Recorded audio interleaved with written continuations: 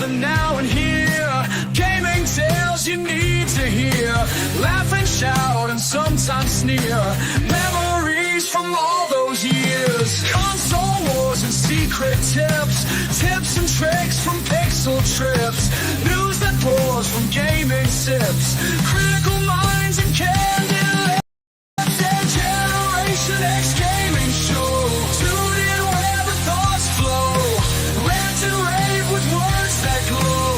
Weekly stories make them go.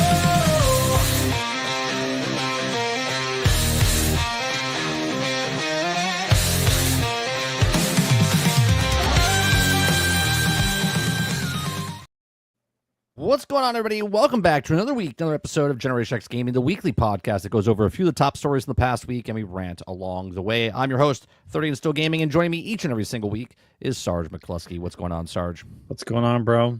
Another trans warp weekend. Every week we talk about it. Like Friday, Saturday, sleep, Thursday. That's what it feels like. That's exactly what it feels like. It feels like Friday, Saturday, Sunday, blink, Thursday. Yep. It's weekend, Thursday. That's it. And I do 4 shows. And I'm telling you, I said this last week. When Monday comes, I'm like, oh, sweet. Because I really do look forward to my morning show. I love doing the daily grind. All right. And every time I do it, I'm like, all right, Monday, we have a whole week of stories and things to talk about. And then all of a sudden I'm like, damn, it's Thursday already? What happened to the week? I'm like, oh, I'll do uploads later. Don't get to them. I don't get to them. Just time travel. So on today's show, we got lots of different topics to talk about, chat. The episode's called One Bug at a Time. That's just reference to Monster Hunter is the latest game to come out and not working properly for a lot of people. Doesn't mean it's a bad game. It sold 8 million copies. It's doing very well. But we're going to talk about Helldivers. We're going to talk about Titanfall. Or I'm sorry, we're going to be talking about Respawn. We're going to talk about Bethesda. We're going to talk about Diablo. We're going to be talking about the creators of the D&D movie. The writers are turning another game into a film, and that game is Monopoly. A Monopoly movie. We'll talk about that, Sarge. We're going to talk about and show a RoboCop Rogue City DLC.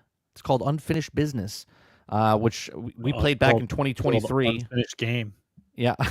We're going to talk about City Skylines. We're going to talk about Battlefield. We're going to talk about PlayStation. We're going to talk about Far Cry. We're going to talk about Call of Duty. We're going to talk about Scalebound. I haven't talked about that game in quite a couple years. We're going to talk about Transformers a little bit, Suicide Squad, Wait, and Monster Hunter. Scalebound is the one with the dragons, right?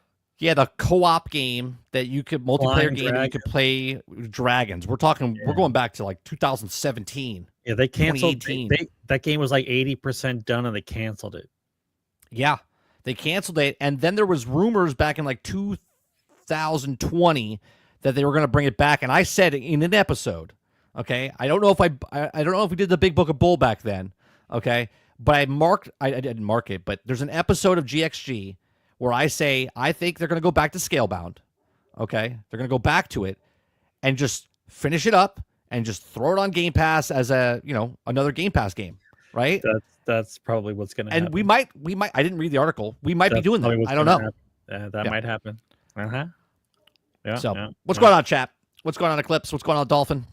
Classic. Chief, what's going on? Gaming Fire.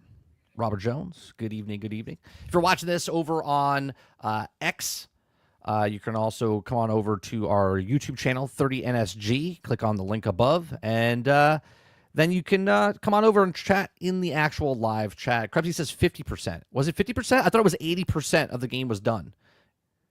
I could have sworn there was an interview with a developer that was working on the actual project. It was a majority done, though. It was maybe it's not 80, but it was majority done. I thought they said the developer said it was about 80% complete, and they just scrapped it.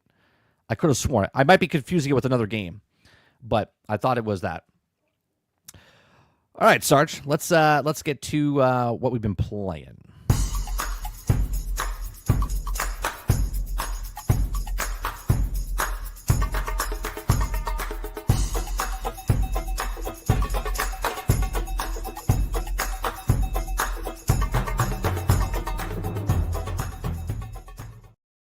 All right. Another time warp down. What games have you been playing this last week, Sarge? It's not a good week. I didn't play much this week. No? I played Battlefield 1 with you, and I played a couple other things on the side, but nothing really new. Well, we did try Hell at Busy Loose. this week was busy. I want to play Hell at Loose. I really do on stream, but we can't do it. We can't do it because we play on console. If we played on PC, right? If we played on PC, we could do it because then we can hear everybody that's in the comms, right? And that game is so much better when you're listening to all the comms and the stuff that's going on. But because we play on console, you for some reason Xbox doesn't let the in-game chat come out, right? So they have to be in a party, and so I was just like, it's not worth it because it's just me playing and I'm quiet because I can't talk, because if I talk, I miss the commands that people were calling out. They're like, right, tank on your right, C8. We need a garrison, right? It's like you can't. There's so much stuff going on. You can't. It's very hard to play that game on stream and in a squad because everyone has to hear you, right? And not to mention that you're changing between party chats inside the game within the party and maybe an inside party chat, right? So that's 4 channels. Then you have to worry about the channel that you're actually in on stream, and if you're playing multiplayer, the people that you're with, what channel are they in? That the chat can hear them. It's not easy. No. Right. Well, it would be a lot easier if I was on PC playing it, but obviously we don't have enough powerful rig to do the Hell Let Loose and stream at the same time, so that's why we play on console. I've been playing some Avowed since you don't have anything that you really want to talk about. I'm about 30 hours in. I'm really liking it. Right now, I'm starting to get gear in the, I forget what it is. I'm in fine gear right now, which is like 3 tiers up. So one of the systems I like in this game, Sarge, is that you can find gear in the world that is higher tier, right? Like you could find a fine weapon, a common weapon, or whatever, right? One of the best things about this game is that the exploration and finding chests in different places that, if you find it, you might find a cool weapon. And another thing is the weapon upgrade that I've always asked for in Destiny, where if I find a weapon in the beginning, but I really like the sword, right? I can continue using that sword and get materials and add it to that sword to make that sword go from a common to uncommon, you know what I mean? And all the way up. Will they allow that? Yes. Right. But while you're doing that, as you level up your gear, they unlock stuff for you. So if I have a weapon on me that's fine, I'm going to start finding fine gear out in the world. Right? You see what I'm saying? So if I like the weapon I'm using, but all of a sudden I find another weapon, I'm like, oh, this is fine, and now it's a spear, or it's a weapon, like a gun, or a mace, or an axe. Like I just found an axe, right? I've been leveling up my 2 sword. I have a bleed sword, I have a poison sword, I have a flaming sword, a single-handed sword, and a shield. Okay, right. Now I have a flaming sword. I have a poison sword, 2-handed poison sword, and a 2-handed bleed sword.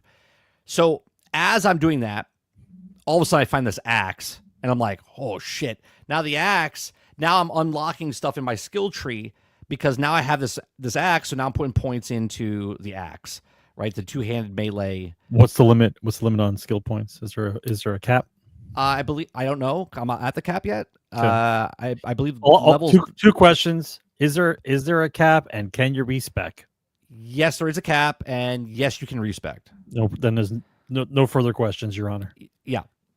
So right now, I also found a gun that's higher than fine. What's chat? What's after fine? I forget what the after fine what the next category is. Anyway, I found a gun, and now I'm doing like. Well, if it's the right order, after fine is Chad. I'm pretty sure after fine I have is Chad. Chad. I have a Chad. I have a Chad gun, right? And I'm doing massive damage, Sarge. I'm doing like 900 damage. I could 2-shot bears now, like the high-end bears and whatnot. The ones that have the cancer on their face? Yeah, they all have that type of stuff on their face, like the growing growths. Yeah. We're in the third area. Growth. Yeah, we're in the third area now in the game. So the characters are getting a little bit harder. But it's not level to you. They're each level. So you'll come across easy guys, you'll come across harder guys, you'll come across guys with skulls, 1 skull, 2 skulls, 3 skulls, or whatnot. But I'm having fun. The exploration in the game is actually, I think, my favorite part. Just because there's just so many hidden nooks and crannies that you can find or go. And then just the melee. I haven't touched magic besides the very first like 2 hours, 3 hours. I've gone straight melee build, and everyone's like, "Oh, magic is so good in this game." It feels, and I'm just playing because I like playing melee, getting up close and personal and stuff. So that's what I've been playing my first playthrough. So far, 30 hours in, I'll probably do another playthrough of this to try something else, or at the very end, I'll just respec into magic, and then just go around the world and do some magic and maybe beat the game in magic. I don't know. Okay, classic said it's common, fine, exceptional, superb, and then legendary. All right, so I'm at the fine to exceptional right now. Like I'm about to level up my stuff into exceptional. So there's quite a bit more that I can upgrade. But don't you find it just a little bit amusing that the first word and the last word are all the same everywhere, but they just change the middle words just to make it sound a little different? Yeah. But is the colors the same? I'm pretty sure the colors are the same. Yeah, the colors are the same. Right. It goes from purple to the orange to like the darker orange. I think every time as a joke, right? This is a joke now. I think every time a game comes out with gear with the same color pattern, they have to go online. They have to send Randy Pitchford a thank you card, and they have to say thank you for your gun level colors, and that we use them in our game. Thank you very much. Like every game needs to send him a thank you card because everybody stole it from Borderlands. Let me just tell you, they can make any color they wanted, but they stick to the same colors over. If and WB over came up with this, if WB came up with the color scheme, they would put it behind a wall that people had to pay them for the color scheme, like they did for the Nemesis system. Right, that's what would happen if WB owned it. And they would have picked colors that colorblind people can't see properly, so they don't know how good the gear that they have is. They'd be like, if you guys want to use the color, you got to use this color scheme, and people, all these people are going to pay us for the system. We've got aqua and fuchsia. I'm like, that looks the same to me. Is that the same? I don't know what I have. We got green. We got just green come out like, and we'll moss. just make different colors. Like, I don't know what that is. Like, is that a good sword? I don't fucking know. You got to hold up one of those little red things on the screen to see if it comes out differently to see what the actual color is. Yeah, you pull it like the old like viewfinder type of thing. Yeah. Yep. So other than Avowed, we're right now I'm like 31 hours in. Like I said, I'm still enjoying it. Well, so you say you're still enjoying it. Are you like waiting for a landmine to happen? No, I'm still enjoying it. I'm enjoying this game, and like I can't get out of the floor. I can't reset. I can't save. What the? Are you waiting for that moment? No, I'm not waiting for anything to happen. I'm just playing through the game. I'm still enjoying it. Like it's a good game going through. The dialogue is really good, right? I shouldn't say the dialogue. The voice acting is good. The dialogue's okay. There's I guess the main antagonist, like this god creature. This is the worst part of the game right now, right? Because they talk like this. So it's like, yeah, exactly. It's like everybody else is talking normal in the game, but every time you have this like dream sequence or you have to talk to the god is like, "What? It's a bathroom break. Are you doing?" It's a bathroom break. That's it's like holy Christ! Can we speed this up a little bit, like 1.5 times speed? Yes, you know. But I think that's because you did that to yourself. You've been watching stuff at 1.25 speed for so many years now. That anytime anyone talks in some kind of normal way, you get impatient. That's not true, Sarge. Can you just speed up just a little bit more? You get mad. You get mad when I pause to think of the answer to the question you asked me. I'm thinking of the answer, how to formulate it. You're like, "Hello, no, hello." If you do any kind of silence in radio, yeah, I get it, but that's like that's an eternity. That's an eternity. And plus, if you stop talking, Sarge, YouTube will add an ad. They'll be like, "This is a break." Oh, got put something there. They were breathing. First of all, then your YouTube ads are broken because I've seen your ad thing. I've seen your show thing with the ads in it. It's like 200 something commercial. Never. It's like 200 something. It was ridiculous. No, it's never that. I change it before it even gets to that. No, I know, but I've seen it. What it's like before you. Edit it. Yeah, I showed it on stream. Yeah, before you edit it. Yeah. It's mental. Yeah, it was 78 commercial breaks in 3 hours. Like, okay, yeah, that would take you. Who's no just wonder think you about can't that for a second. No wonder you can't get traction. Who's watching? if you had 30-second ads for 78 breaks, it would take you all day to watch that. It doesn't make sense. It's stupid. Yeah. And Altered says even how many 1.5 is slow. This character speaks so slow. It's so irritating. I hate slow talkers. That right there is 7 breaks right there, Sarge. 7 breaks. YouTube's like boop boop boop boop boop. That's it, right? So yeah, I'm playing Avowed. I'm also jumped back in a little bit to Marvel Rivals. I do that about 3 days a week. Like I said last week, about the same. Jump in, do my dailies, or a couple dailies, I guess, for the week. I miss a couple days, and then I complete them all pretty fast. They just added, or they're going to be adding, coming next week, a clone mode where you can pick 2 characters. Okay, so one team picks one character, the other team picks the other. So you can have all the same character if you want to play. I thought it was everybody's the same. No. You get to pick 2 characters, so everyone could pick, and we all agree on we're all just one character. We're all fighting on one character, right? Or you can pick another character. So you can have what they show in the trailer. You can have like an Iron Man and a Captain America, Venom and Spider-Man, whatever. Or you can have all of Spider-Man or all of. Which I think is fun, but it's only around for 2 weeks. You know which match would be the Super Troll Fest? No. Just all Jeffs. Well, they had that already. They had a game mode for a winter mode. It was just all Jeffs. It was actually pretty fun. How bad can that be? It's actually pretty fun. Like everybody swimming around. Like I think the most annoying would be Spider-Man. Because Spider-Man just swings. So it's oh my it'd just God, be this dude. the entire time, right? I think someone would have a panic attack if you play all Spider-Man. Or healers. Just all healers. Like what's happening there? How do you win? If everybody on the team is just healing everybody else, how are you winning? You'd have to focus. You have to be on a mic and everyone's like, focus this one. Yeah, like focus on two. Everyone would have to say focus. You get to focus on this guy. That's it. And then once she has her super, forget about it. Just invulnerable.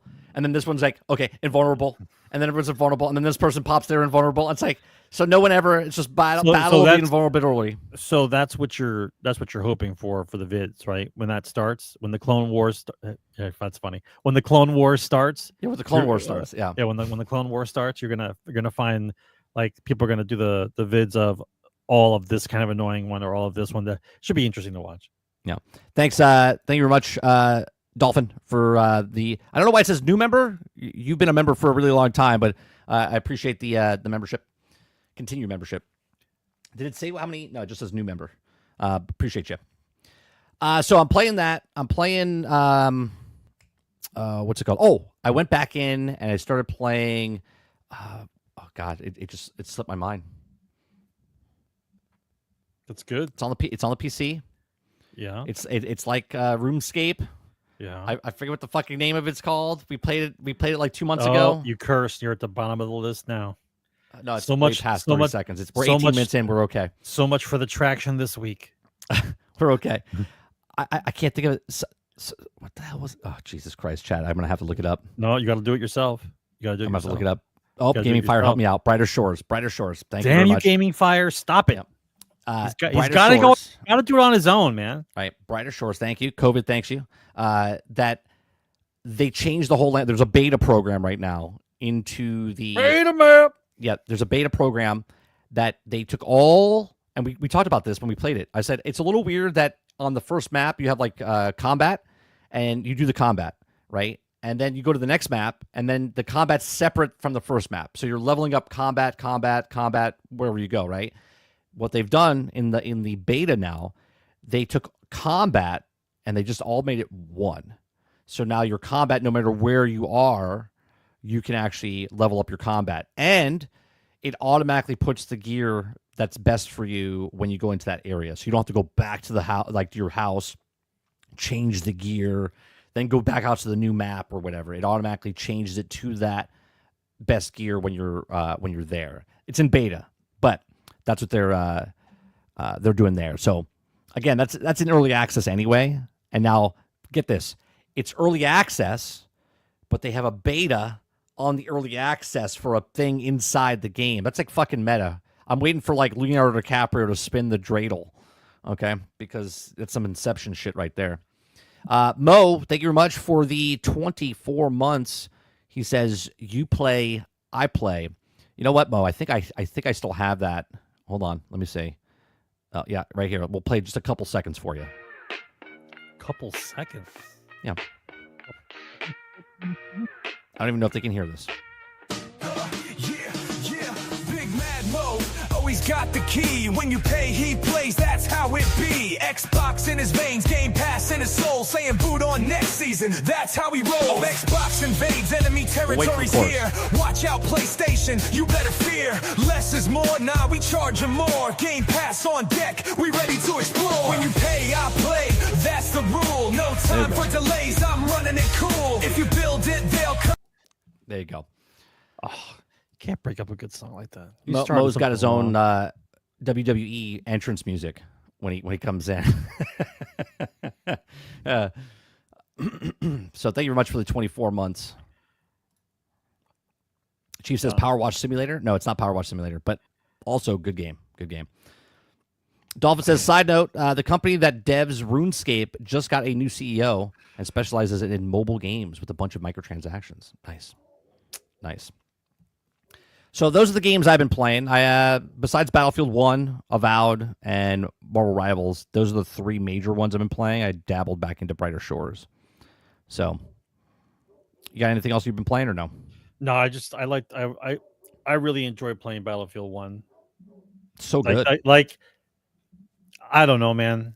I play that and then I sit and I ponder and I think, how are they going to do the game with 4 studios? It's coming out this year.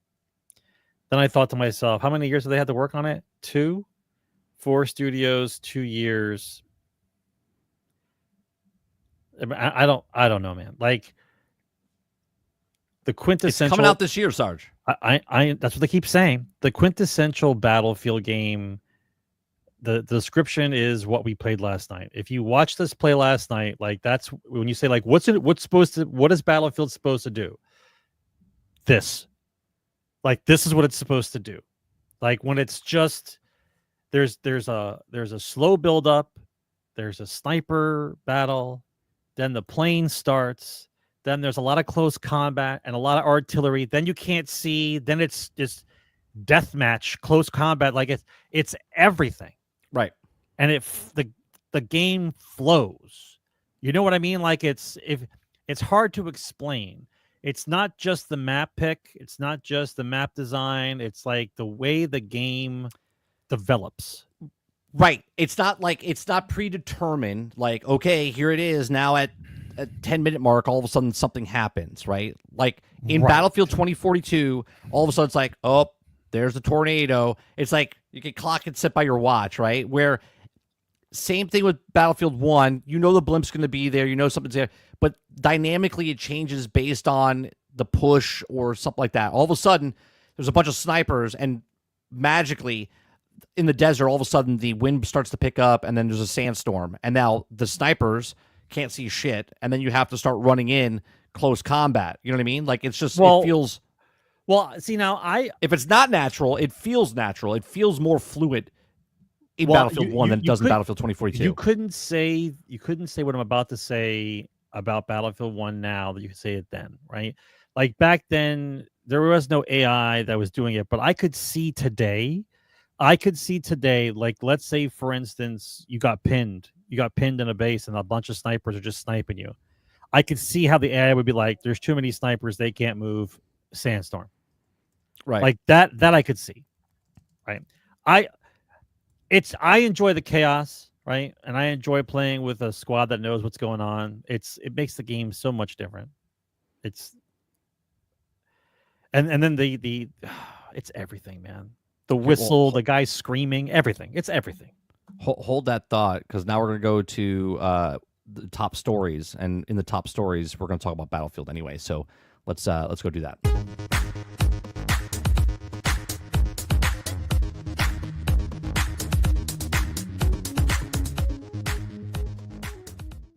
was thinking about it, and I think that they have 4 studios now, so if whatever happens, nobody can take the blame, right? No accountability.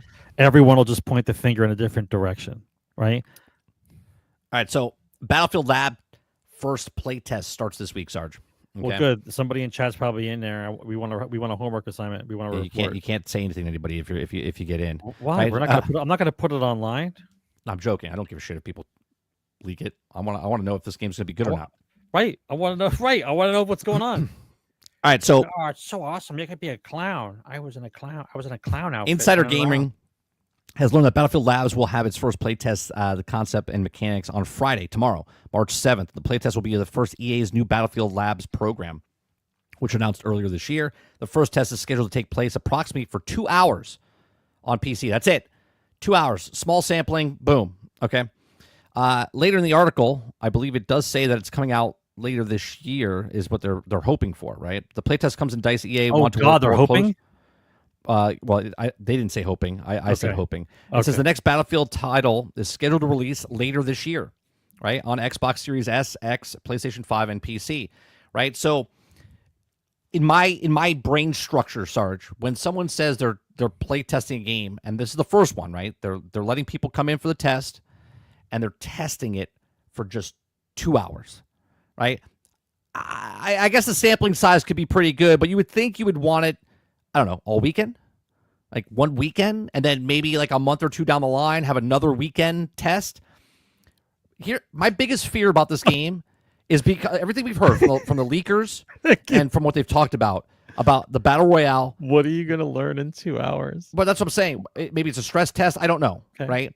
But my thing is, if someone leaks and this playtest is just the Battle Royale part or just the Warzone part and not the Battlefield part, I'm going to be worried. You know what I'm saying? Like, they shouldn't be testing out the Battle Royale or Warfare first. They should be testing out the core mechanic of the game, which is the big battles in the Battlefield. And maybe that's what they're doing, but that's what I'm worried about. Let me tell you something very bluntly, right? If your game is about to release, if you're telling me the game is about to release this year, okay, you got 10 more months left. Right. At some point, the last 3 or 4 months of the gaming process is your testing before release. The last 3 or 4. So if you're telling me that this is some kind of like little test thing they got going on here about it's only 2 hours long, like if this is the year of the release, then you have to be very close to done. You have to be very close to done in order for you to 6 months, right? Well, you're supposed to be done in 3 months, and you have another additional 3 months that you're testing. That's what you do. But once again, I don't. I just keep doing the math in my head. I'm thinking, all right, guys, you're testing labs. Like, let's just say it is lab testing, right? Let's just say it is. Like, so what do you think changes if they get the feedback now? You think they're going to change shit in 6 months? I think they can if they have the structure. But what about if it comes out, right? Let's say it's the Battle Royale. If it is a Battle Royale, you're playing the Battle Royale. You're testing the Battle Royale. I'm not playing Battle Royale, and it's garbage, right?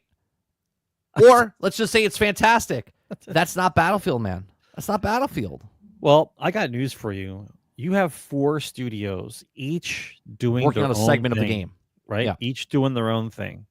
So this is going to be the most crazy review ever. Think about it. Because not only are you reviewing the game as a whole, but you're reviewing each of the teams based on the part of the game that they did themselves. This might be the first 4-part score game ever. Right? Like, the Battle Royale's a 6 out of 10. Right. IGN, Warfare is 8 out of 10. The IGN might be doing a 6, 7, 5, 4. You never know. Right. Yeah, I don't know. It's just, think about, like, right now it's the calm before the storm, right? Let's think about this. Like, Monster Hunter Wild's not a big deal. It's a decent game, right? So there's no drama there. Right. There's a little bit of drama around Avowed. Not a lot, but a little bit, right? But look at the list of games supposed to be coming out at the second half of this year. the level of redonkulousness and drama that's going to happen between these titles is going to be insurmountable for the actual journalists that even start talking about. It'll be every day, all day about the drama of these games. GTA 6, Battlefield, everything that's supposed to be coming out this year. It's just gonna be a drama fest. It might as well just be a desk with 5 high school girls all talking about the drama of the last week. That's what it's going to be in gaming. That's what it's going to be. Well, there's a lot of games that are it seems like they're pushing them back towards the end of the year. And the game that they're still waiting, you're pushing them to against the wall, and then when GTA 6 comes out, they got to jump out the window. Yeah, where are they supposed to go? Right, GTA is back there somewhere. Okay, we're thinking end of October, beginning of November, whatever it is. Right. I think Krebsy's got it down. I think right? Krebsy's right. Then we have the Black Panther game in the works behind the scenes, right? From Amy Hennig and Sky Media. Thank you, Krebsy. Thank you. That's exactly what we're saying. Thank you. Says, so you're telling me that they established 4 studios, planned a game, divided what studio would do what, and this game will be out this year? Fuck out of here. I am 100% behind that statement. Yeah, 100%. Like the problem with this is, even if the game comes out and it's in like immaculate positioning, right? Yeah, positioning. You're going up against Call of Duty. Bent over the table and unconscious. Right. Then you have Grand Theft Auto coming out. Then you have, at the end of the year, we had Indiana Jones come out last year. Right now, it looks like Black Panther's coming out that time frame. What Indiana Jones did, like December 7th, December 15th type of time, like right in the holiday, right break.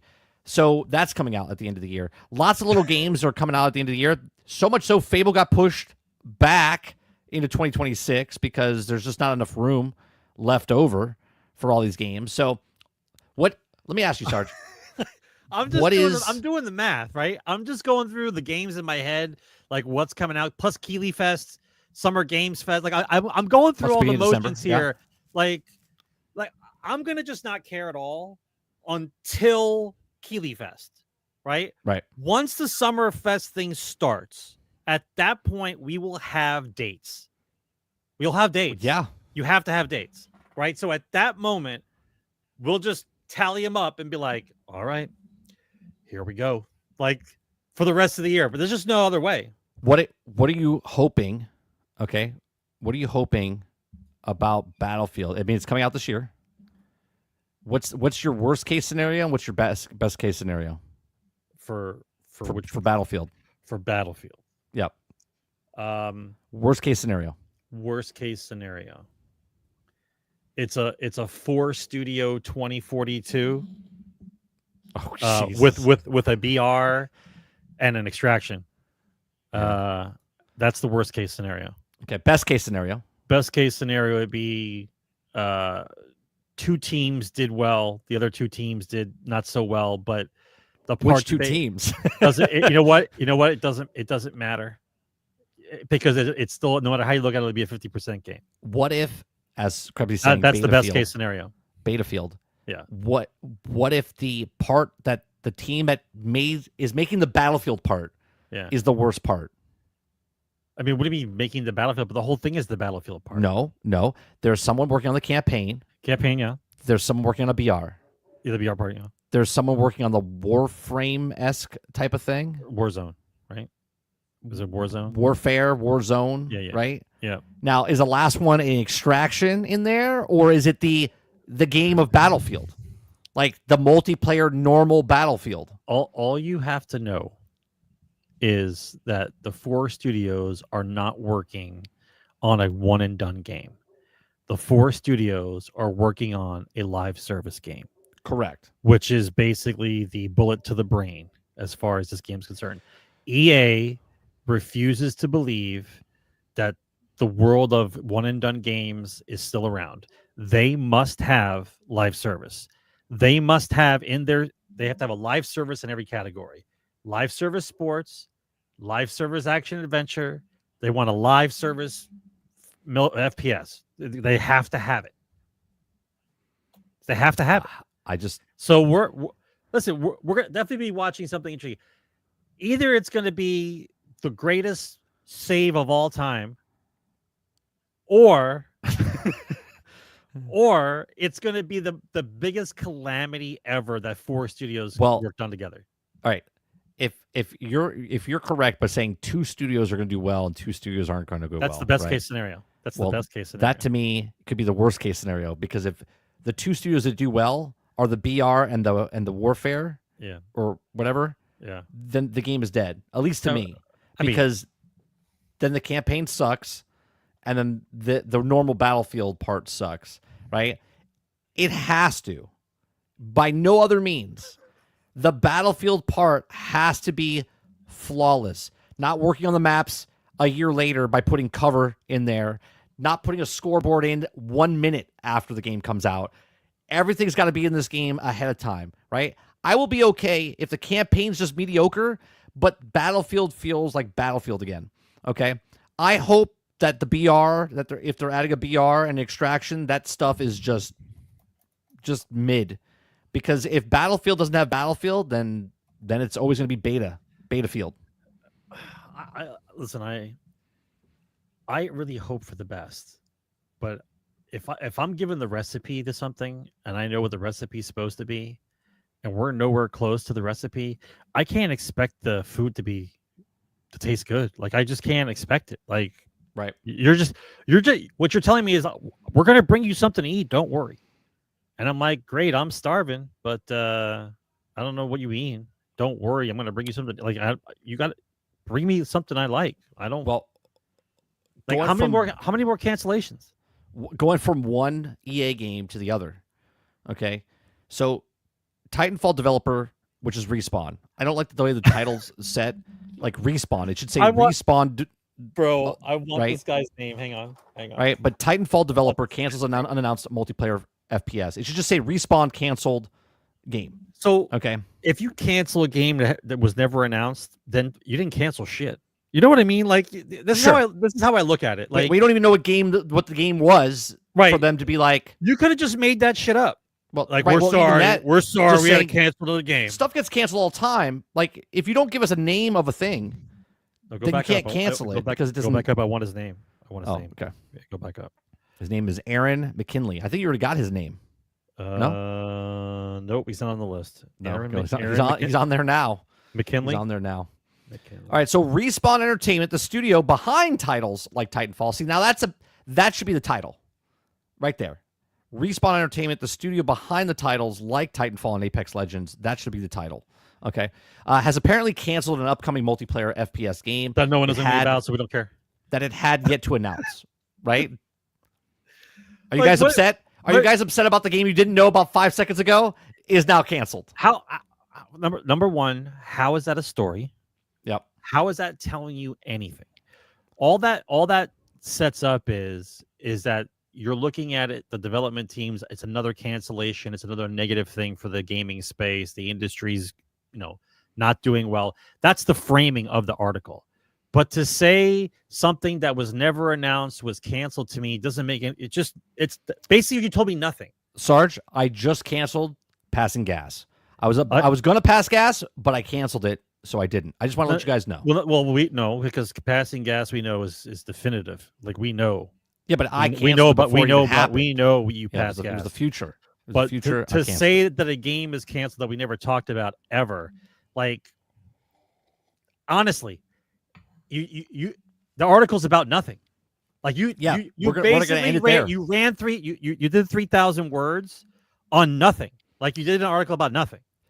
I'm not going to read the article because there's no article. Because first of all, Titanfall developer, that's just clickbait. We're going, oh my god, Titanfall developer. Maybe they were working on Titanfall 3 and now it's canceled, right? Like, that's what they're looking for. They're looking for the, oh my god, Respawn, who made Titanfall 1 and 2. They were making a third one that we don't know about, but now they canceled it, so they canceled Titanfall 3. So the master plan was they were going to come out with Titanfall 3 and release it in between Battlefield and GTA 6, and then blame the cancellation of Wonder Woman that it failed. Yeah. That's the game plan. We're gonna release the new Titanfall game in between Battlefield, and then I'm blaming Wonder Woman. It's Wonder Woman's Yeah, fault. That didn't go. but Jones, we know they did some work on Titanfall 3, but that's way before Yeah, the credit screen. this thing. Who's working on the Okay. game? That's what they. This thing's telling us they canceled the game, but we know nothing about the game, so we don't know if it's Titanfall. We can assume it's Titanfall. We can assume that unannounced. it could be the next Battlefront 3 game that they were working on that got canceled. Those sons of bitches. If they canceled Star Wars Battlefront 3, I'm gonna be pissed. It's unannounced. So Right? I don't I don't understand. That's an article. Yeah. So There Just wanna bring that up. there is there's nobody running the wheel in these journalists in these publishers. No, there's no editor. There's nobody on the second floor who says, "Can I read what you guys are going to put out next week?" Oh no, we sent it out already. Don't worry about it. It's great stuff. Like nobody's reading anything that they send out prior to them sending it out. Well, here's another article I don't really trust. Okay, but we're gonna bring it up anyway because Suicide Squad, $200 million failure, was so damaging it reportedly contributed to the cancellation of Monolith's Wonder Woman game. Okay, now I talked about this on my stream earlier this week. Okay, and if you're gonna take Suicide Squad and say, well, that game that came out this year ruined this game that's coming out supposedly next year or whatever, then you have to say that Hogwarts Legacy was funding all of this because it sold 25 million units, now 30 million units. It made over $1 billion, and yet Suicide Squad lost 200 million, which is also fabricated because it was part of a larger thing of multiverses, Suicide Squad, and it lost 200. It was part of the company losing 200 million. It didn't solely lose $200 million for the company, right? But everybody's running with Suicide Squad lost them $200 million, but there was other factors in there that also lose part of that $200 million. I can't even look at this and not laugh. I just can't. Imagine you're a development team. Imagine you worked on a game for 3 years. You planned for 5, right? And at the 3.5 year mark, you see a game that failed that's in the same universe like DC, whatever. It didn't go over well. And then you guys are sitting around. You have a Monday morning meeting and you go, yep. Did you see what happened to Suicide Squad last week? Yep, didn't do well. Well, it's time we shoot this game in the head and put it to rest because I don't think we can make it. Like I don't see how that relates. So you don't think your own game can stand on its own, regardless of what genre it might be, but because it's in the same universe, you blame the failure of one game that your game's going to fail. Like it doesn't make it. That makes no sense, right? The marketing guys are running amok. They're like, we can't market it. DC's in the toilet. We can't save Wonder Woman. We didn't make it yet. It's over. It's over. Grab the silverware. It's over. Like, I don't understand what you're talking about, bro. You could have made a Wonder Woman game. We probably would have liked it. Nope, it's over. Like, I don't understand. I don't get it, bro. I don't get it. Just making Wonder Woman into it says even in this article, because I read it earlier this week, that they could have made it just like a God of War game, right? Like follow the character. She's a god, right? And just kick ass. But they wanted to take the Nemesis system, Sarge. They wanted to use the Nemesis system they haven't used for anything else, okay? And yet put it in this game where she can get enemies to become her friend. Like, what is this? Right, My Little Pony, but with Wonder Woman. Wonder Woman's like, well, everyone's Wonder Woman, friends. Besties. It's besties. Yeah, besties. So it's funny though that Suicide Squad is the reason, right? Suicide Squad's the reason I don't that Wonder Woman failed. Not the upper management, not the CEO, not anybody else. They're like, you know what? Everyone's kicking Suicide Squad when it's down. Let's just fucking take it out back and shoot it in the head. Suicide Squad is the problem for all problems at WB. What I do notice about this particular guy's name is if you take the first part of his name and the last part of his name, it spells Karen. Oh, it does. Right? Yeah, look at that. It's coincidental. It's totally coincidental. What I want to know is you because I didn't read the article. Right, you're just showing this to me. I'm just starting to laugh. So, did you read the article? Does it tell you why they blame it? Does it say?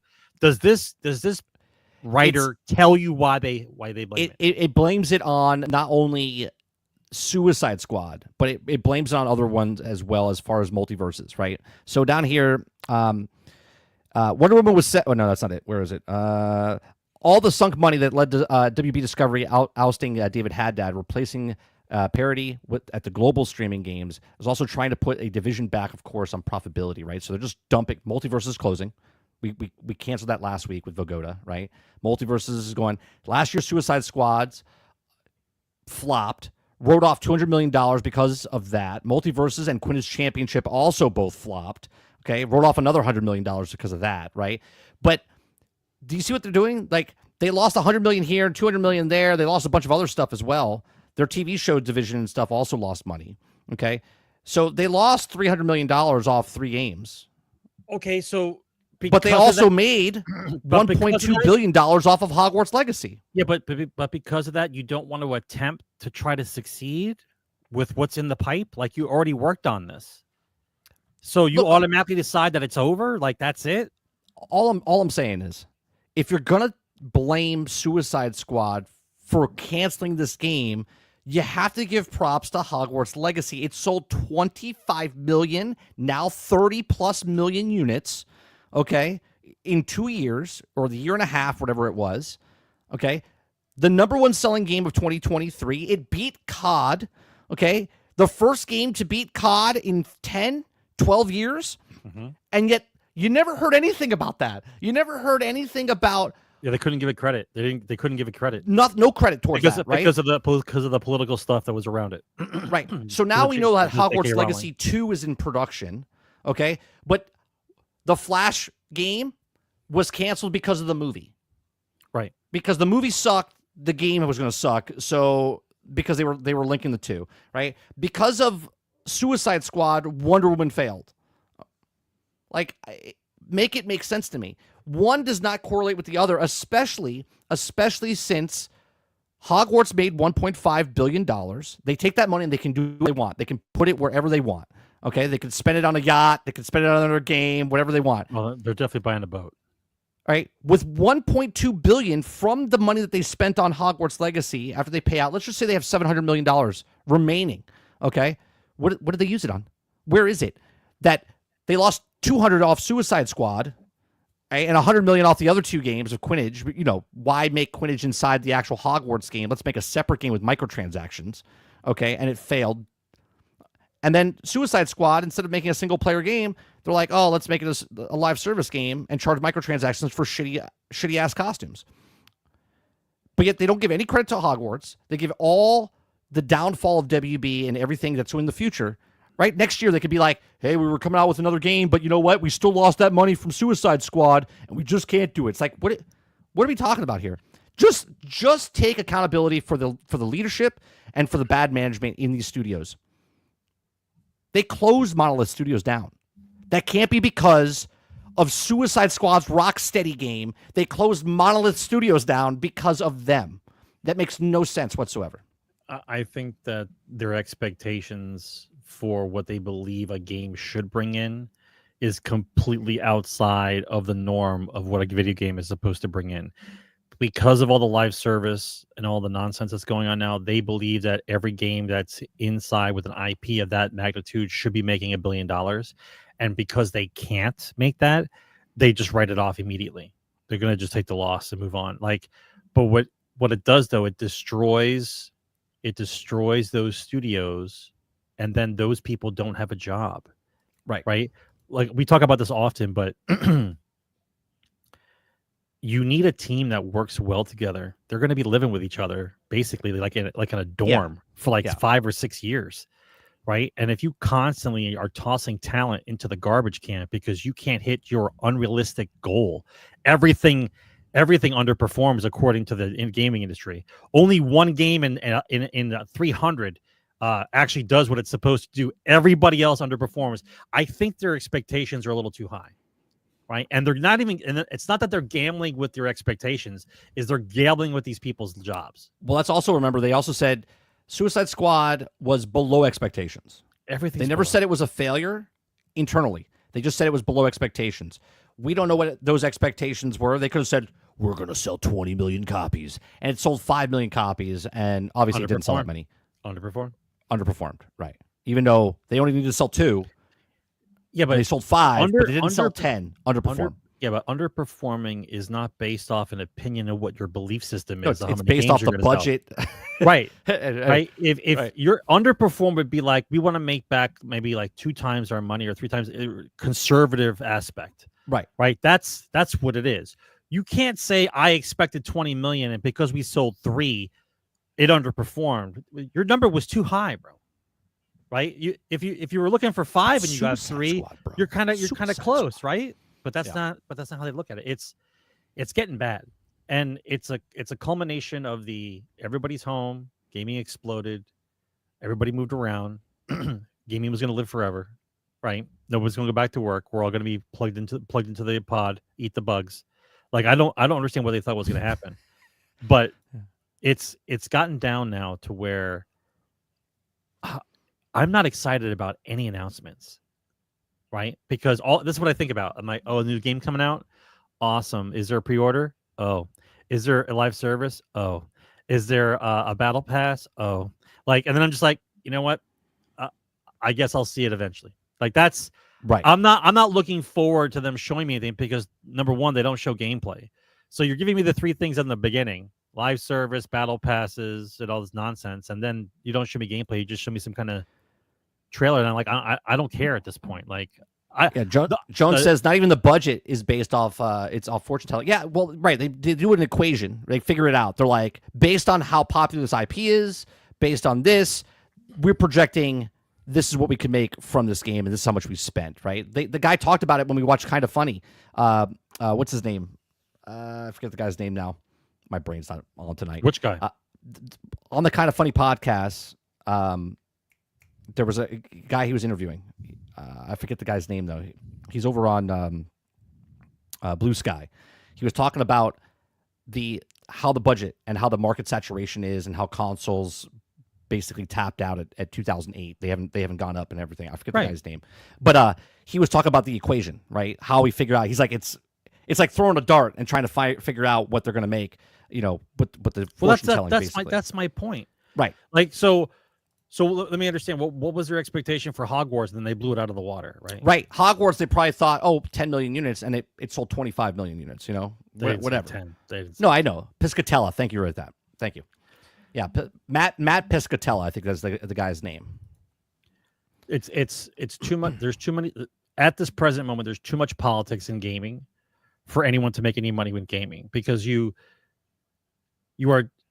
they're basically attacking their own consumers at this point, blaming us for poor sales and them destroying studios, and they're just canceling games left and right. Like they're canceling games that are good. They're canceling games that are bad. It's unprecedented how many games they're canceling. Like they're 3 or 4 years in. Look, they're done. When 2020 came and everyone was stuck at home, they thought they hit the mother load. They're like, oh yeah, we're gonna make endless money forever. Right, I want to buy a gold yacht. Yeah, that's it, forever. And they're like, oh shit, what did you do with that money I gave you? Oh, I bought a yacht. I already spent it. Yeah. Oh well, we'll just blame it on Suicide Squad. Don't worry about it.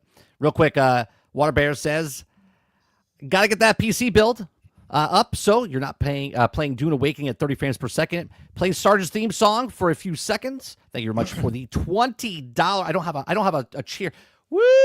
I don't have a clap. I gotta put a clap in this program. Come on, Bobby. But we are gonna play you. We'll play that song. Let me bring it up for you real fast. Come on, Bobby.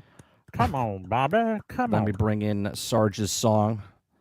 We'll play a little bit longer. You gave us $20. We'll play a little bit more than a few seconds. Come on, Baba. Come on, Baba. No, Baba. All right, library, like songs, and here you go. Let me know if you guys can hear this. It's a fucking Twilight Zone now, bro. It's bad. Can you hear it? It's bad. Uh-oh. Oh, you guys can't hear it. Uh-oh. All right, hold on. No, I can't hear it. You can't hear it. Hold on. Let me do it this way. What? Let me do it this way. It's not me. It's not me this time. It's not my technical difficulty. Yeah, no. I'll get it. Just got a few seconds. Game good. The song goes hard. You can't give it a few seconds. Someone's gonna punch a wall, then you just cut them off. All right, it's downloading right now. Give it a second. downloading. Yeah, it's bro, downloading we need that inside the program. We need that computer ASAP. No, it takes 2 seconds. It's downloading. It's almost done.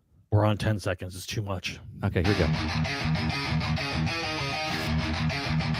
I'm too old for this crap. I've seen it all.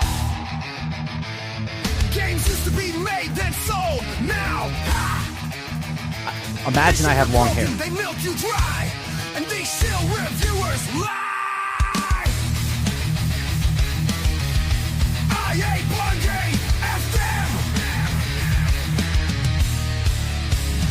Running up the price, broken at release. Every damn game needs a patch. It's a joke, it's a tease. They knew it wasn't done, but they pushed it out fast. Now I gotta wait a year till it's fixed. Kiss my ass. I don't wanna hear a thing until it's finished. They know when the game is done, but they still diminish. Make a game, sell a game, stop the greedy gimmicks. But they milk it, break it, loot box, take it. Damn it, I'm furious. Know your industry. Know your industry. It's all just robbery. Every ad they drop, full of corporate lies, saying it's revolutionary, Good. but it's copy paste disguise. Microtransactions, loot crates, gummy tricks, selling half a day for full price. Makes me sick. I'm too old, I've seen it all. It ain't impressing me. These companies are greedy, just a plague on the industry. I hate Bungie, F them all. Selling you a dream that's always gonna fall. Know your industry. They lie constantly. Know your industry. It's all just robbery.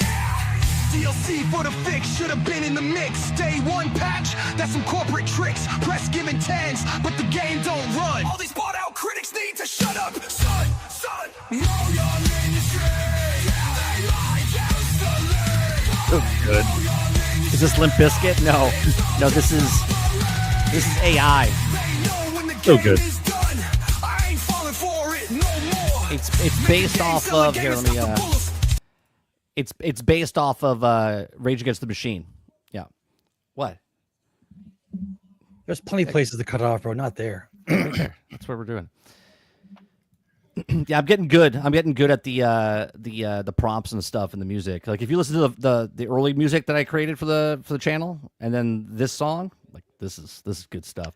It took me around 60 tracks to get this what it is, and I'll tell you, he says Bungie a couple times in the song, and the very last time he says Bungie, he doesn't say Bungie anymore. He says Bungie. Which is fine. Which is pisses fine. me off though, because but it's like fine the because perfect that's song. But at the very end, it hits it. Well, because if the song is a story at the end, you don't even care about Bungie anymore. So you'll say his name any way you fucking feel like it. Right. So I was like, we'll keep it. I'll call you Bungie if I feel like it. Thank you very much, Water Bear, for the $20 super chat, man. Appreciate that. That's good. That's my song, right? That's good. That's Water Bear wanted a song, but he didn't want one for him. He wanted one about you, about being angry at the industry. So that's good. Thanks, Water. That's good. Yeah. Now I got motivation. All right, Bungie, same thing, right? So that's what that is. All right. Let's go with the next story, which is know your industry, right? Let's talk about Monster Hunter. Okay, Monster Hunter Wilds is out. It's hitting 1.3 million concurrent. Okay, 5 days ago. Right now is 380,000. Let me refresh that. Let me just make sure that's 425,000 concurrent right now.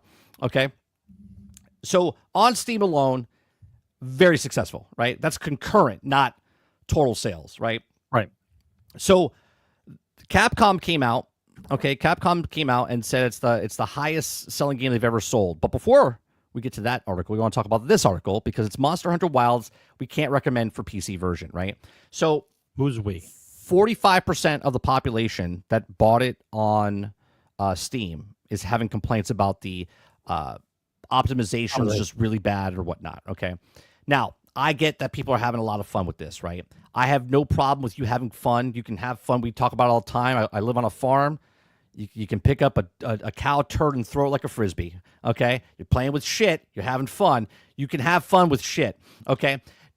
Now, I'm not calling Monster Hunter shit, but I'm calling the industry as a whole, right? You have a date where you're releasing a game, Okay, regardless of whatever it is, you made that date, you made it, you said, hey, it's coming out on this day, and then when it comes out on the systems, great, it works great on the console, works great on the other console. It's not working very well on PC, right? Lots of people are giving bad reviews about it. It's hurting it. It could have sold a lot more, but the optimization of this is appalling for a lot of people, right? So, but here's the issue. Cyberpunk did this, 4 years ago? When it came out, it pre-sold 8 million copies of Cyberpunk 2077, okay? After everyone knew it was broke, they sold an additional 5 million units to sell 12 to 15 million units within the first 3 days of Cyberpunk 2077, okay? The game was broke, took them 2 years to fix it, and then it won Best Ongoing Game of the Year at Keighley Awards, okay? And then they came out with the Phantom Liberty, and everyone loves the game now. But the fact of the matter is, when it came out, it was broke, okay? And a lot more games are coming out. But here's the goal, okay? Capcom has announced that Monster Hunter Wilds is the fastest-selling Capcom game ever. Okay, So the game in which it released on PC. No, for them, it's the most selling game ever. No, what I'm saying is this is their Cyberpunk. This is their yes, right. So PC, PlayStation 5, Xbox Series X and S on Friday has sold 8 million units in 3 days, which Capcom has said eclipses any previous release that they've ever had for the company, okay? Now, if you guys remember, Monster Hunter World, okay, previously in the series, Monster Hunter World, currently best-selling Capcom game ever. As of January this year, it sold 28.1 million copies, okay? Meaning, during the opening weekend, Monster Hunter Wilds has managed to clear more than a quarter of that, okay, in just 3 days. So, obviously, it's tracking right now to outsell Monster Hunter Worlds, okay? Now, that's fantastic for Capcom. That's fantastic for gamers that are enjoying the game, but it's another fucking skid mark on the underwear of the gaming industry because these games come out and they're not optimized. They're not look. Doesn't matter. Right, it doesn't matter because they sold 8 million copies and they'll be like, we'll get to it. We'll get to it. So what do you think about this, Sarge? What do you think about Monster Hunter doing very well, right? But at the same time, also, a skid mark on the industry as far as coming out another game coming on PC, right? Everyone says PC Master Race, but yet PCs, the optimization for a lot of these games coming out on PC are not very good right now. Well, there's a couple things to discuss, right? So consoles are standardized. PCs are not. Everybody's got different gear on their PCs. That could be part of the problem how they can't optimize for baseline PCs because Lord knows what people have in their PCs now, right? So we'll put that as partial problem, right? But they don't care because they got the numbers they wanted, right? Are they going to fix it? Yes. Are there people that's upset? Yes. But let's put it this way: if I downloaded Monster Hunter Wilds on my PC through Steam and it doesn't work and it's not optimized, do I get a refund or do I just let it sit on my hard drive and I wait for them to fix it? You know what I mean? Like, it doesn't matter. Like, well, right. If you're going to return it, if you love Monster Hunter, right, but you're just disappointed that it's not working right now, but you still love Monster Hunter, I have another 1,000 games to pick from, so I'll just leave it on my hard drive and go play something else until they fix the game, right? It's not like I'm going to return it or get my money back because they don't care. Right? They don't care. Right? I will find something else to occupy my time while I wait for the game I really wanted to play to be fixed. This is the exact same thing as Cyberpunk. Everyone knew it was broke. They still bought it. They still didn't care. It. Right. They keep saying they still enjoy it. Right. So right now, what are we going to analyze? Right. They show you the little statistics there. They say like over a little less than half people are disappointed. Great that they're disappointed. But like, are they all clicking on disappointed because their friend was disappointed? Like the metrics. Right, well, you never know about that stuff, right? The metrics you never really know about, right? You know about the ratio, right? The ratio of people that's a little closer to how disappointed you are. But how disappointed are you really, right? The game's broke, but you sold 8 million copies in 3 days. So, I mean, as far as the business is concerned, congratulations, Capcom. Everyone, The beloved series has a cult following so large that it doesn't matter that 45% of the people that bought it on Steam can't play it. Or having massive issues with it, right? Right. Doesn't matter. Like, how are you? Do you think if this number was swapped, do you think if 55% had problems and 44% didn't, do you think it would be a bigger deal? Because it's over the majority? If the game didn't work, period, and it was a shitty game, then it would be a different story. Right. But because it's beloved and it worked well enough on consoles, right? The PC people will just wait, right? Isn't it always that the PC version comes out better later anyway? Isn't that? Let's put it this way. Yeah. Should the PC? Let's look just objectively. Should the PC version have released at all? Shouldn't it just have been consoles? You wait a year to release the PC thing like every other time?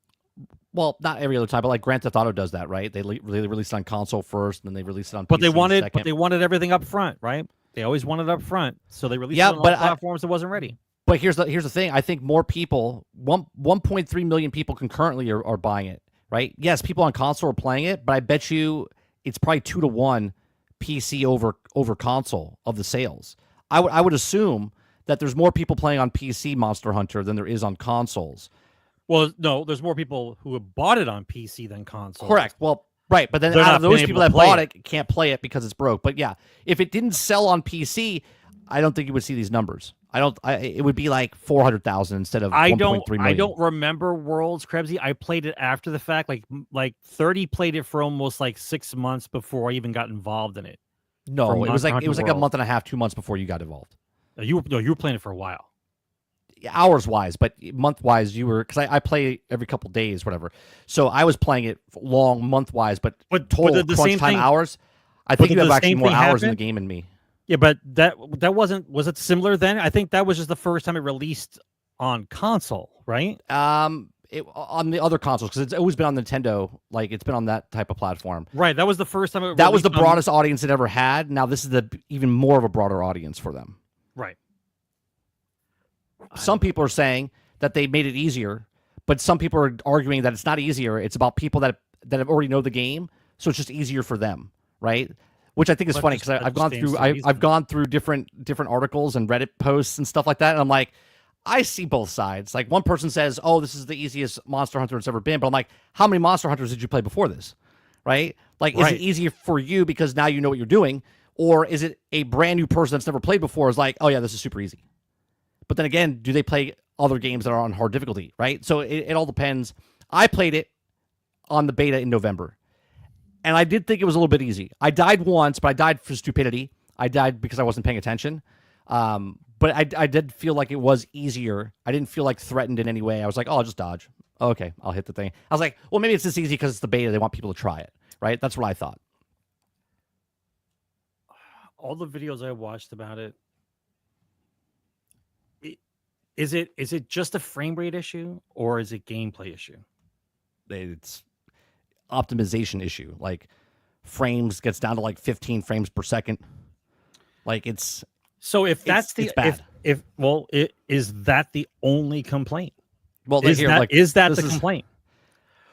You'll see. Here, let me see if that's the main issue and everything else is fine, like the UI, gameplay, if it's just optimization, that's why they don't care. Right. You'll see massive dips. I like how whatever the issue is, right? Like, whatever the issue is, it's the game's having a bad time. They laser focus on the one issue and they dissect it to the point where, like, you don't even realize what the hell you're looking at. Am I looking at somebody's EKG right now? Yeah, what? Yeah, someone's gonna die here. I don't. Okay, so it's going low. Big deal. Is the game fun still? They're still playing it. It's the frames. That's it. Everything's the frames. We're talking about the frames. Shut the fuck up, Sarge. We're talking about frames. Goddamn frames. Well, I mean, it is a thing. I mean, people get motion sickness and stuff like that. I understand it's a thing, but in this aspect, it's the only thing. Jay Breezy says my screen turns purple.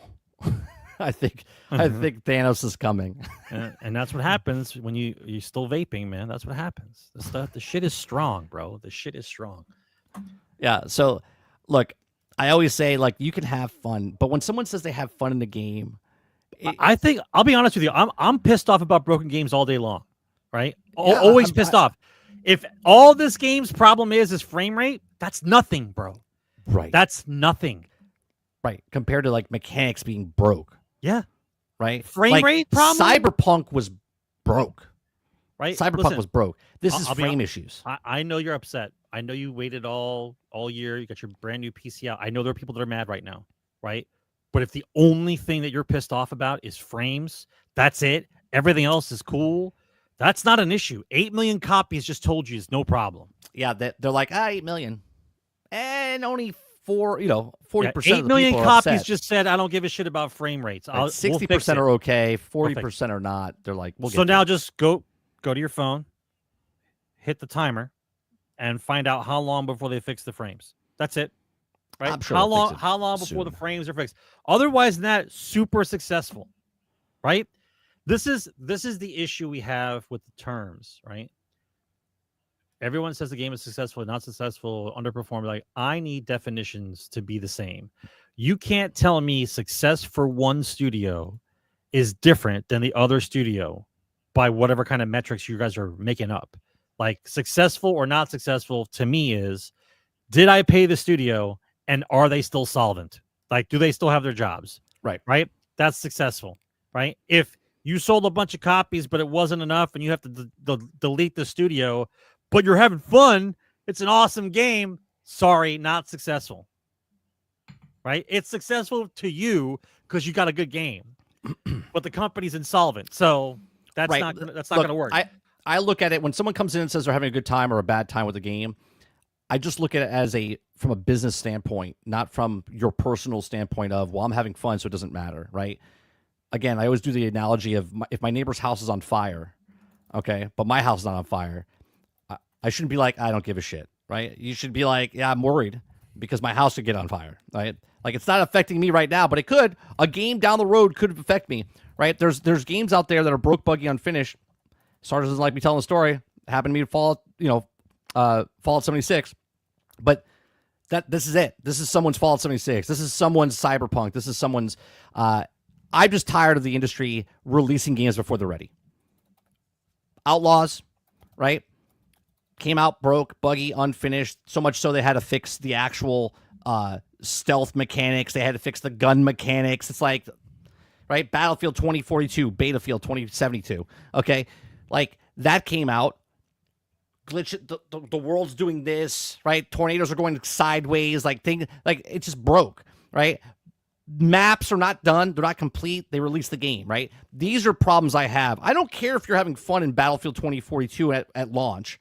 The game's broke and you're okay with it, right? You paid $70, $100, $150 for that game, and you're like, well, I'm having fun, but like, great. You're the reason that we can't have good games because you're playing shitty games and you're okay with it. That's what I have a problem with. Right? It's got to be standards. You gotta have standards. Well, let's just say that. Let's just call it as it is. The following of Monster Hunter is so good now. The people who follow it, that a frame rate drop in a game like this isn't going to kill it. You guys can write stories about it for the next 6 weeks, but they'll just fix the frames. Right. See, Robert Jones just said it right here. He said frame drops are annoying, but depending on the game, I don't care. Yeah, because you have choices. I'll just wait. Okay. Yeah, this is minor league problems. Yeah, that's minor league. Frame rate? These are minor league problems. Frame rates are minor league problems. Minor league. Yep. Like when you're falling through the map and can't control your character, that game-breaking bugs. Like Cyberpunk was fucking broke. Like Marvel's Avengers, where I couldn't beat the game because I couldn't get through the door because it was just locked. Cyberpunk, it should be a study in how super hype can overcome bad programming. Right? Sure. The hype level of Cyberpunk was at such a level that even though the game was a colossal break, it was just broke. The hype carried it. Didn't matter. It didn't matter that nobody could play the game. I can't walk. 5 million people bought it after they knew it was broke. It didn't matter. They're like, I'll roll the dice. Yeah. See if I get a broken version or not. Yeah. I don't care. Yeah, and then they took their sweet time. They're like, well, we did sell 13 million copies in 3 days. Yeah, we'll take 2 years to fix it. I remember watching the guy. Look at this. He's driving around in the V car. Look at this. The frames are horrible. Like he's driving around with the EKG meter running. Look how horrible this is. Oh, my car fell through the floor. That's just garbage. 13 million copies. Yep. So, all right. Hype carry it. We're gonna go down a gauntlet here of real quick stories. Okay, we got Skylines, City Skylines 2 console release won't happen before the summer. This was supposed to come out last year, then it got delayed, then it got delayed again. Let me just tell you. Then it was coming out this year, and it got pushed back to the summer. So it says. Let's talk about. No, dude, I'll tell you what. I can summarize this up for you. You don't even have to read this shit. Ready? Okay. All right. There's a story of 2 towns. SimCity Town and City Skylines Town. Okay. City Skylines came in and pushed SimCity out, said your game sucks. Everybody knows it. We're going to make a better game. Everyone said, yes, you are correct. City Skylines is way better than SimCity. We're going to follow you. So they made a great game. They came out with like 17 different DLCs, just like the EA did for The Sims, right? All these downloadable content, all these things to do for the city. Fantastic. Then they got greedy. They made a sequel, and the game's broke. Yep. Like broke. People they can't play it. Doesn't run right. All kinds of problems, and you can't transfer all the DLCs over. So it's like, so the minute you guys have the floor to yourselves, and you're able to run the show now, like you are the City Simulator. There is no SimCity. You are the City Simulator now. You have the ball. Let's see what you do with it. And they decide to spike it in their own end zone. Like, I got control of everything. Like, no. That's because when you have no competition, you act the fool. Yes. You act the fool. SimCity didn't have any competition, and they did what they want. City Skyline comes in, gives them competition, takes over the reins, and then they fuck it up. That game doesn't even work well on PC. There's no way it's coming to console. Yeah, well, the console was supposed to come out simultaneously, day and date. It was supposed to be on PC and console, and they're like, oh no, we're just going to delay it a couple months, and then a couple months turned into a year, and a year turned into more than a year. I'm not putting a hate on the studio that made the game. Like, I used to love SimCity, and the fact that SimCity didn't give a shit about their game for so long, that City Skylines did exactly what I told you. Some development team's going to come out and make a game better than you, right? Just like Overwatch got trumped. SimCity got trumped by City Skylines. It happens. But now, once again, no competition. I want to give credit where credit's due, because we just talked about Monster Hunter. Maybe it shouldn't have been launched on PC, right?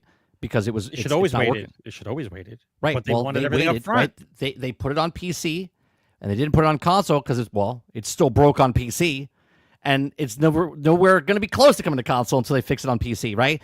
So credit where credit's due. They didn't release it because it would have been a clusterfuck on console. But the bad news is it doesn't work on PC. Yeah, it's a clusterfuck on PC. It's got way too many problems. Like, they rushed it. So it was originally planned for October of 2023. Okay, I remember when this. God, felt like yesterday. I was like, oh, cool, City Skylines summer of 2023. I was like, cool, City Skylines 2 is coming out. Oh, cool, it's coming out in October. And they're like, oh, sorry, we're postponing it. A year. It's been a year, and now it's been past a year. We're at a year and a half, still no signs of it, and still haven't fixed the problems.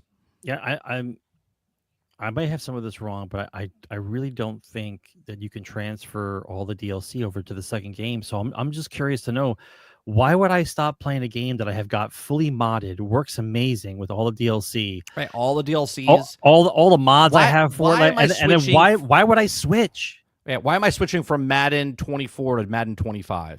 It's like a roster update, you have to. Well, it's different than the City Skylines. Well, no, but that's what this is, right? You have all the stuff that you have in the game. Why am I going to move over? Like, why am I going to go? You can use this in any analogy, right? Why am I going to go play this first-person shooter game, this free first-person shooter game, when I have all the stuff over here on this free first-person shooter game that I've been playing for a year and a half? Why? What is your game doing that I'm going to leave this game for? Yeah, your own game, because there is no other city building game, right? Your own game is the top of the heap. Why am I leaving your old version to come to your shittier version of your newer version? I wouldn't. I got everything. Exactly. I have everything that works out. All the DLCs I want, all the mods I have, everything works great. Why am I switching? But as the studio, you look at it and go, we made a worse product than our last game. No competition, doesn't matter. Why are we releasing it? No competition, doesn't matter. Overwatch 1 went to Overwatch 2 with no competition. They sat on their fucking thumbs up their asses, didn't know anything, and then Marvel Rivals came out and they're like, we have competition. We got to wake up, everybody. Rub the crust out of your eyes. You got to get to work now. Right. Like, that's what they're doing. When you have no competition, there's no reason to fix it. If you buy all these games and all these stuff, and they make millions and millions of dollars, there's no reason for them to fix it because they already sold the millions and millions of copies. They're like, we'll take our time. I'm happy for Monster Hunter. I'm glad they're doing well. I'm sorry that the guys who have PCs is not working right for you, especially if you got your all PC decked out, ready to go, and it doesn't work. I feel bad for you. But once again, we live in the world now where I have 1,000 more games I can play. I'll just put you on the back burner until you're done, until the frames work. We're good. You're optimized. Next story is RoboCop. Played it in 2023, Sarge. I remember. One of my favorite games of 2023. I played this game waiting for City Skylines 2 to come out. Okay? Well, this is an expansion. It's a standalone expansion of RoboCop. Okay? RoboCop Rogue City. If you guys didn't play RoboCop, it's on sale, I believe, now. No sponsorship here. Just RoboCop's on sale. Okay? Great game. If you loved RoboCop as a kid, if you've never seen RoboCop, go rent it. Go rent it. Right? It's a fun movie. The Rogue City was the sequel to the movie. What Indiana Jones did for the Great Circle, like, that's the fourth Indiana Jones movie. Rogue City is that other movie that should have been made, right? But now you get to play the character and play it in the game. This is a day one buy. Well, I shouldn't say day one. I'm buying this as long as it comes out and it's working, right? This is a purchase for me, not waiting on sale, because I like the first game and I want to play the second game because I want to support them. Well, the company did a good job, right? Yeah. Like, this game, let's put it this way. This game could have easily flopped. Oh, for sure. Easily flopped. And it didn't. So, Rogue City, unfinished business. Now, I have to say, it's pretty ballsy putting the word unfinished in your title. Okay?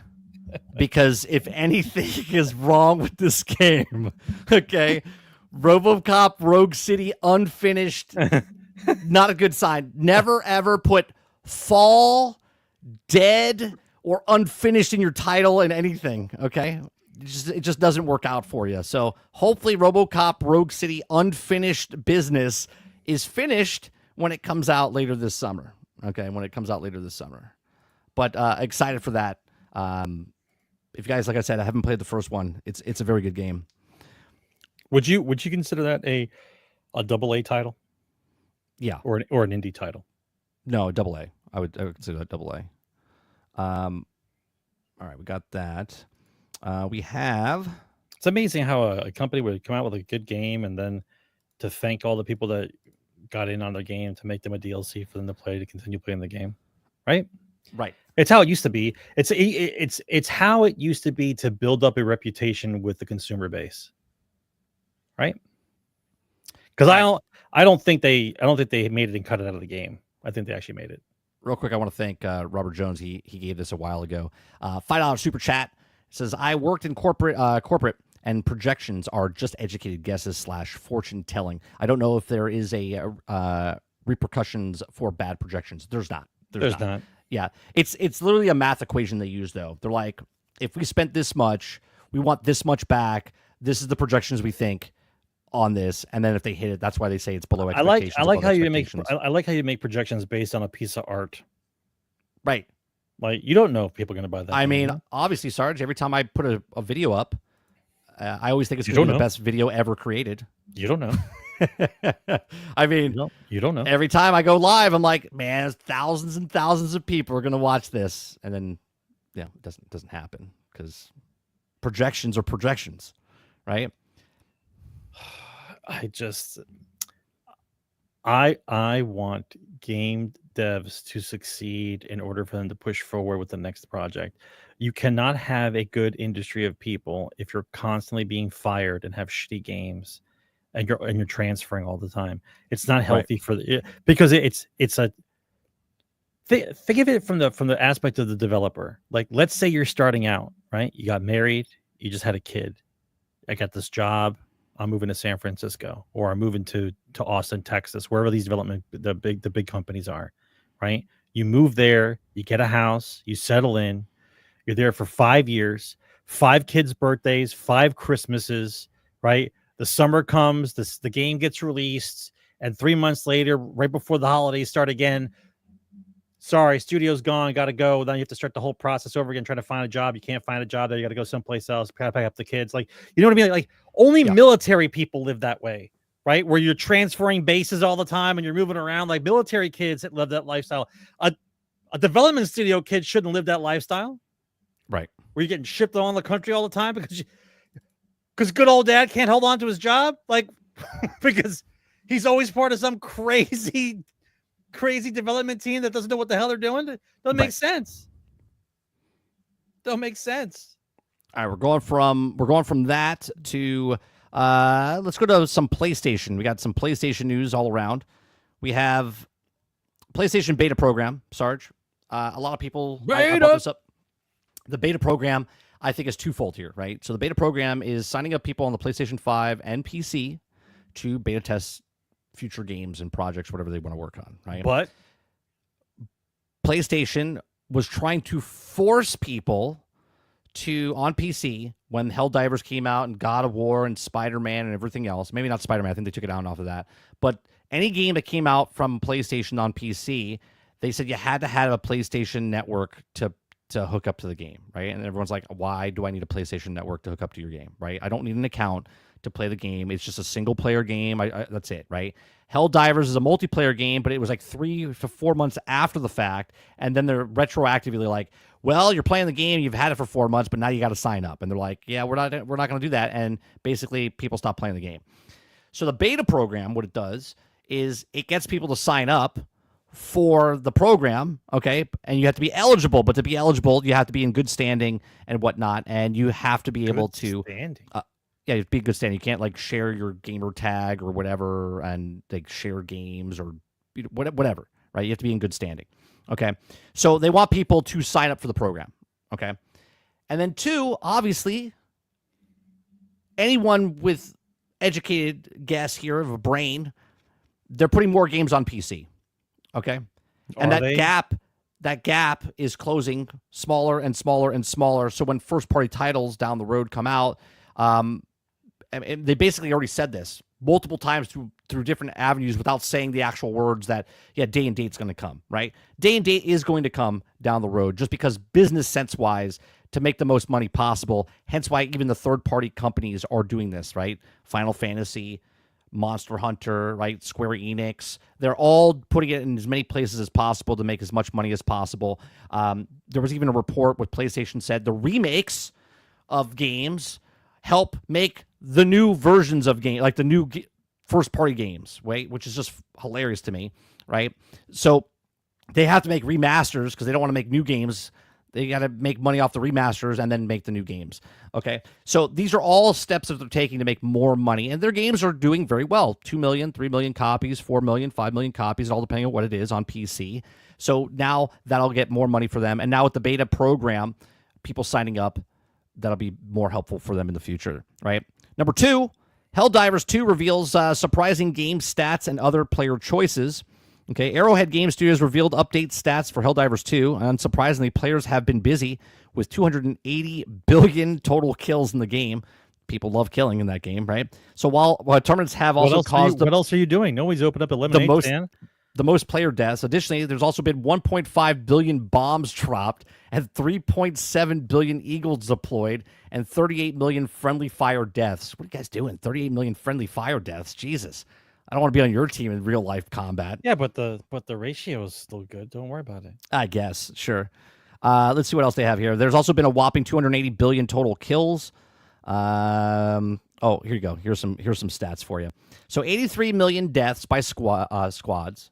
Okay, 1.2 billion deaths by bots. 3.7 billion eagles deployed. 1.5 billion deaths by bugs. 4.9 million friendly mine launch kills. 280 billion total kills. Okay, 38.5 million deaths by friendly fire. 1,500,000 bombs dropped. 275 million hugs delivered. Oh, because they emote where they do the hug thing. Look, I want to go back and play this game. Do you have this game, Sarge? This looks like an advertisement for the military-industrial complex. Do you have this game or no? You don't have this game? If this was a real thing for like the government, they'd be ecstatic. Like, oh my God, this is amazing. What war can we get involved in? Like, no, sir, it's a game. Are you sure? That sounds amazing. That's the highest kill count I've ever seen. Like, no, sir, it's a game. Oh, is this more? Oh, no, this is the same. Did you have this game, Sarge? I forget if we played with you. 1,500,000 bombs dropped. They're excited, being like, we can sell those guys our bombs. That's be fantastic.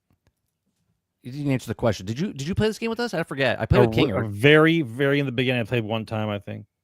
Okay, so you have it. So if we wanted to go play it again, we could go play it. I don't know if I still have it on my hard drive. I might have got rid of it. Okay. I mean, doesn't take a lot to get it back on. No.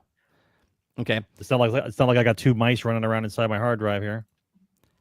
The next PlayStation story. Don't worry, we have Xbox stories as well. PlayStation hit with more layoffs following recent game cancellations. Yep. If you guys are following at home, PlayStation has more cancellation this year than the actual games coming out. The games coming out, yeah. Yeah.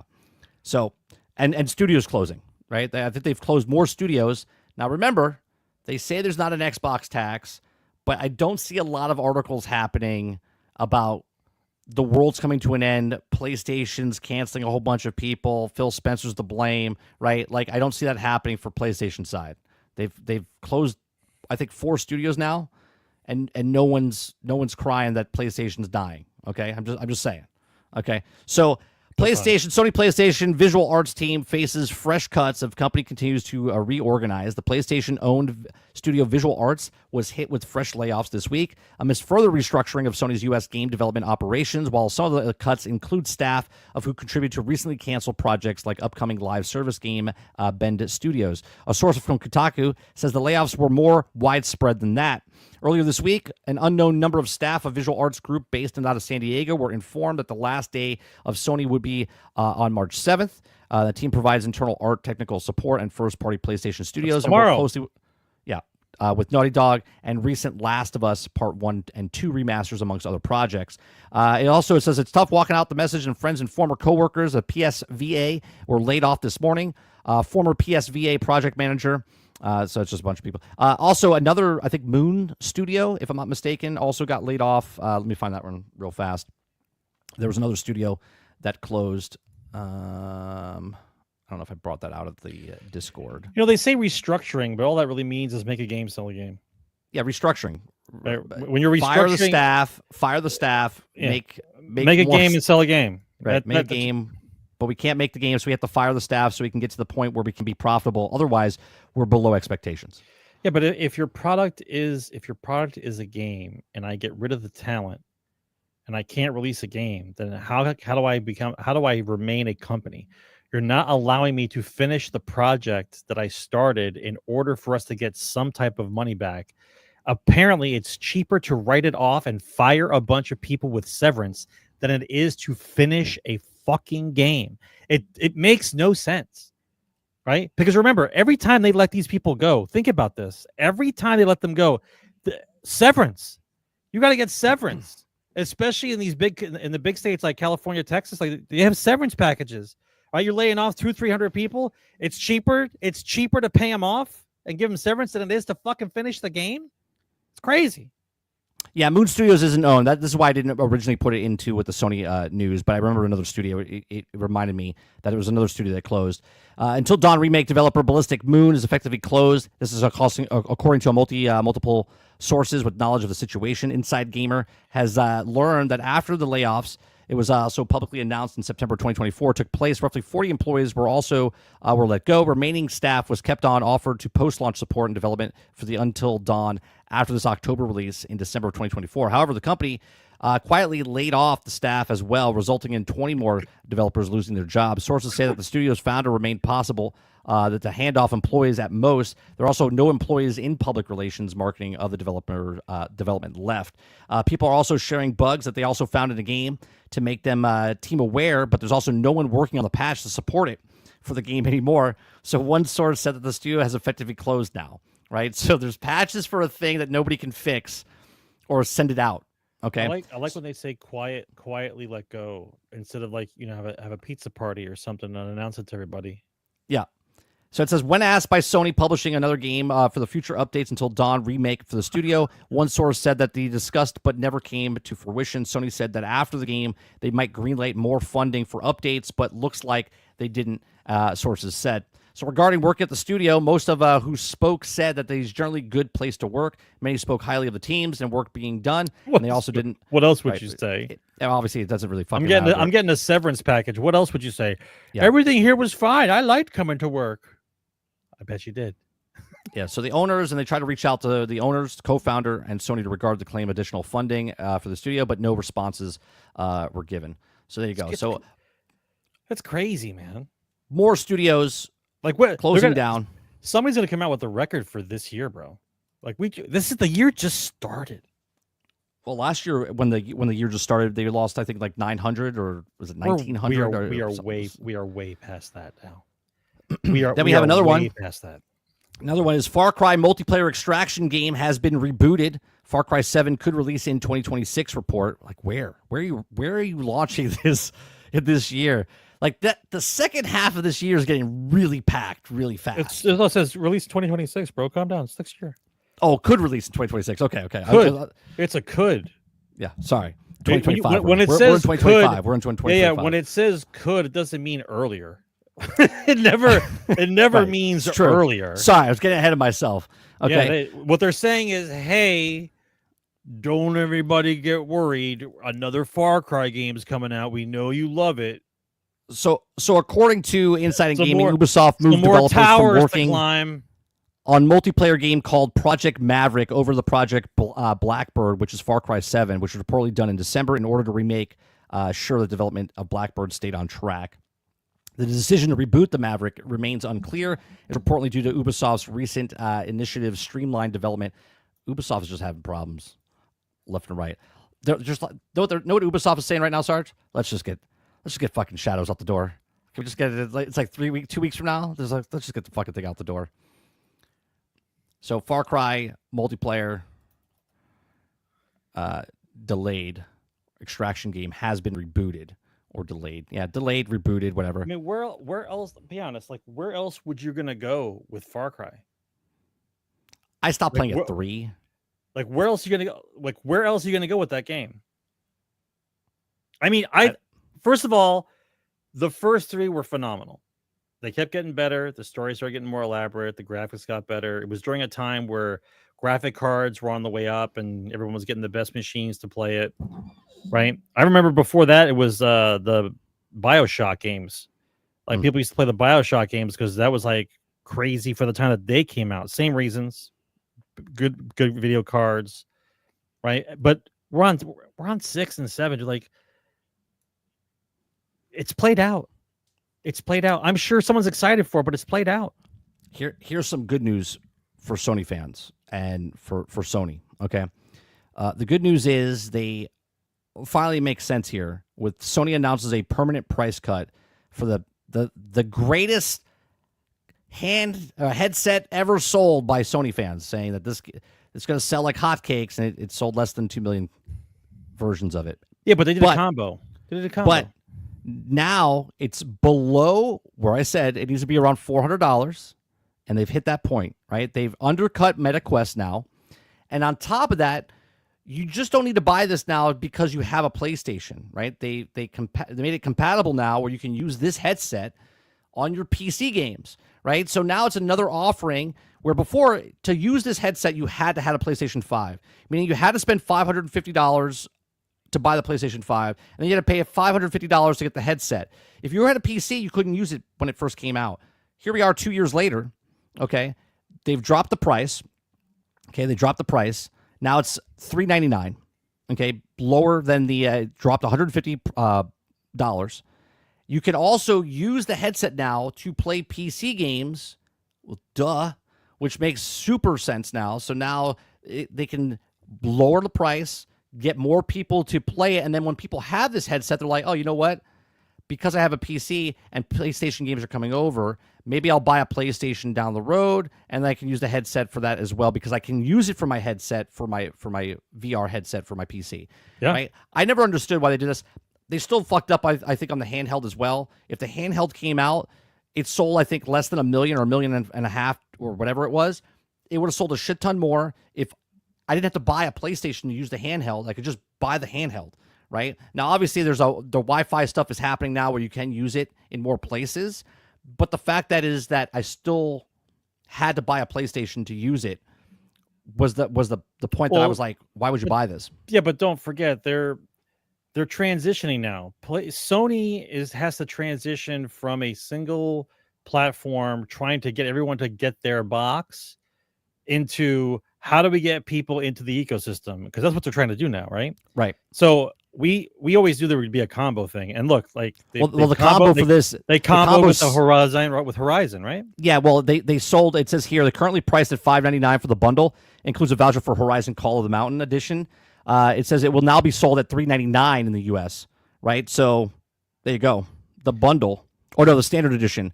So it's $5.99, $600 for the bundle.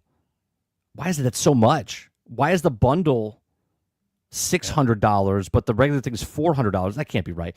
What do you get with the standard edition? A call includes a voucher for Horizon Mountain edition to what you get. Oh, with the standard. Okay, sense control, and will now be. Oh, okay. So the bundle is sold for $400. Okay. Yeah. The bundle is sold for $400. So basically, what they're doing is they're giving you the gateway to, now you'll have a VR headset. Yeah. For PlayStation games that you can buy for your PC. Which is right? Smart. Right. Yeah. Right. Which is Sony acknowledging that PC is where they want to end up going to help them out. That's another market where they can use to make more money. That's what businesses want. Yeah, it makes sense. Right. All right. So there's that. So that's a good move. Good move on Sony's part for the headset. Right. Maybe now it will fly off shelves. I don't know about flying off the shelves. Once again, if you make a good VR game, like the Batman game was good.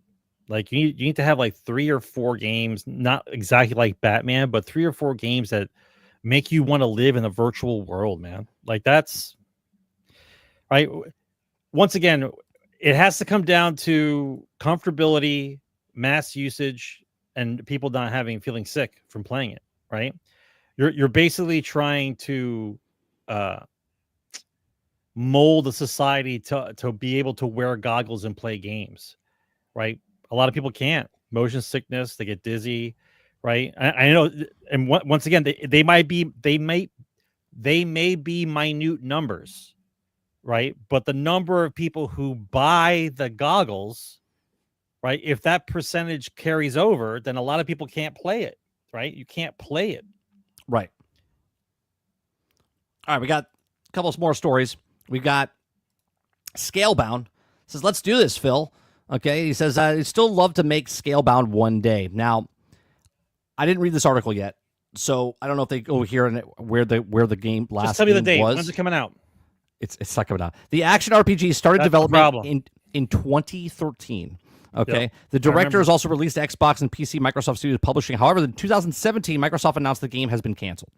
Okay. And I believe in 2020, 4 years later, I believe in 2020, I said that I think Scalebound is still, because they were still talking about it. I said I think they're almost done with it, and they're just leaving it on the shelf, and they're like, we'll pull it out and put it on Game Pass because it'll just be another game they can put on Game Pass for value. You know what I mean?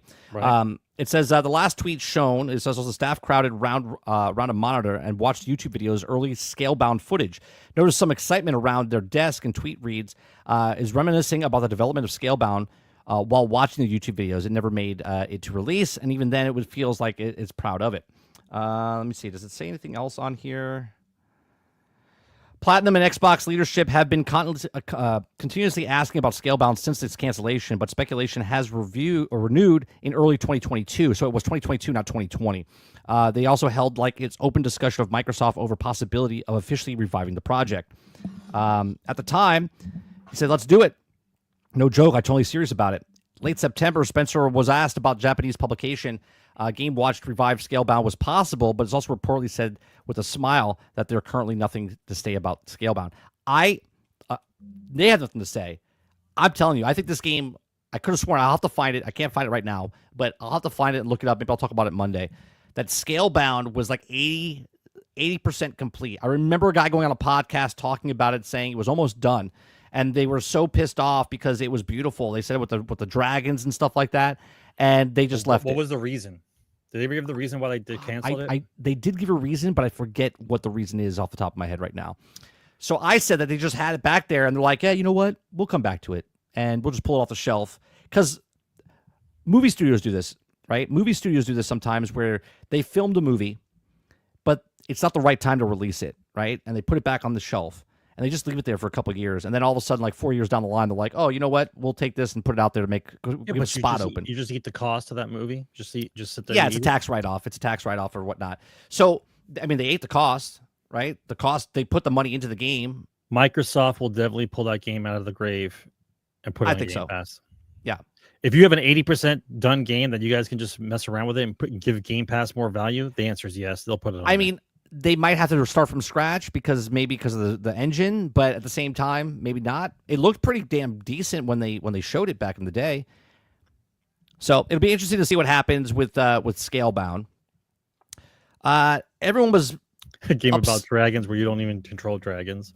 That'd be horrendous. Well, it does. No, it's you control the dragon. No, but so they're saying that the dragons didn't work well. The speculation is the dragons. Oh, is that what it was? Were in the game. So I'm thinking that the game where dragons were in the game, but you can't use the dragons because they don't work right. They'll dummy down the dragons or whatnot. That'd be the Skyrim as a microtransaction if you want your dragon to work. Oh god, not the Skyrim dragons. So Bethesda teases more Starfield content. Everyone's like, Starfield's dead. No one's doing Starfield. Starfield's dead. Sucked. So bad. No one's playing it. They're not even making mods for it anymore. And now there's information. Earlier today, Starfield, they must have heard it and said, let's just put a tweet out. Okay. Starfield development team has some big fan-driven plans for the game coming later in 2025. Last year saw a lot of big changes made to Starfield, while there's also some secretly involved Bethesda's done adding more content and features just yet. At the time of launch, September 2023, Starfield was expected to be one of the biggest games of the year, an original outer space-themed RPG. I could skip that part. Content added in Starfield 2024 was helped to flesh out the games in multiple ways, while also a story-heavy Shattered Space, which was okay. It wasn't a great expansion, but it was good.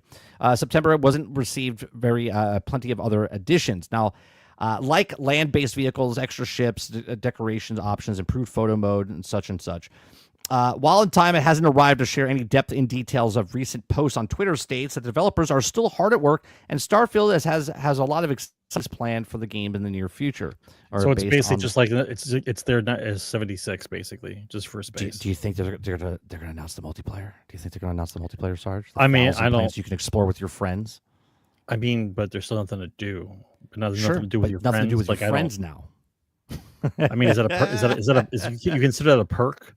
Like I waited 2 years to be able to play a game with my friends that there's nothing to do inside the game. Like, I mean, you waited for Halo to do that, and I was not thrilled about that either. Not disappointed. I was happy to finish the game, and I erased it from my hard drive completely. The fact that they're still working on it, obviously, this is not a one and done game. They're still working on stuff. I mean, it is. Well, one and done for the player, not one and done for the team. Well, no, it's one and done for the people who wanted to play Bethesda's Space Odyssey. Yeah, I'm not talking about the customers. Now that that's over, developers. Yeah, but now that that's over, the small community that is Starfield, I'm sure they're thrilled that there's something else coming out. Yeah, I think they're going to add something. Look, I said this before the game even came out. I think they added some sort of multiplayer down the road. Why would you put 1,000 fucking planets in the thing, right? Like, No Man's Sky did that, okay? And you couldn't see your friend. Soon as they added where you can see your friend and play multiplayer with people started exploring planets because you could build shit and then people could come see it. You know what I'm saying? Like, that's the thing that you could do here. Minecraft, why is Minecraft popular? Because you could build something in a server and have your friends come and play it or watch it or use it. You know what I'm saying? If they could do something, because they did mention the player-driven type of stuff, right? Like, if they can make something where I could build a base and you can come hang out and we could build a community together or something, then that would make the game more approachable, would make it better. I would think that a surprise addition to the game would probably be you can actually build a town. Well, you can build a town. You just can't build You a town cannot. where You cannot. No, build no, a- I know you can't have people. Well, actually, there are people there, but not like you could in Fallout 4, right? Yeah, not like the in same Fallout thing. 4. But what that shows is that part of the game is missing. So you know that that's a very good plausible outcome that you will be able to put towns inside Starfield, because everyone complains there's nothing on these planets. Well, there's nothing right now, but then you can build your own towns. So like you go to some desolate planet someplace and you build a star base on it. You know what I mean? Like I could see that. I could see that happening. Like that would keep people interesting, get their interest back maybe like another week, maybe two. You know, whatever makes you go back to Starfield. Yeah, it'll come back for a week. Yeah, For a that's week. it. You know, I'm building I finally got to build that town on that planet I hate. Worked out well. All right, we got the next one is Diablo. Okay, Diablo. Ferguson and them they're just tired. I love this title.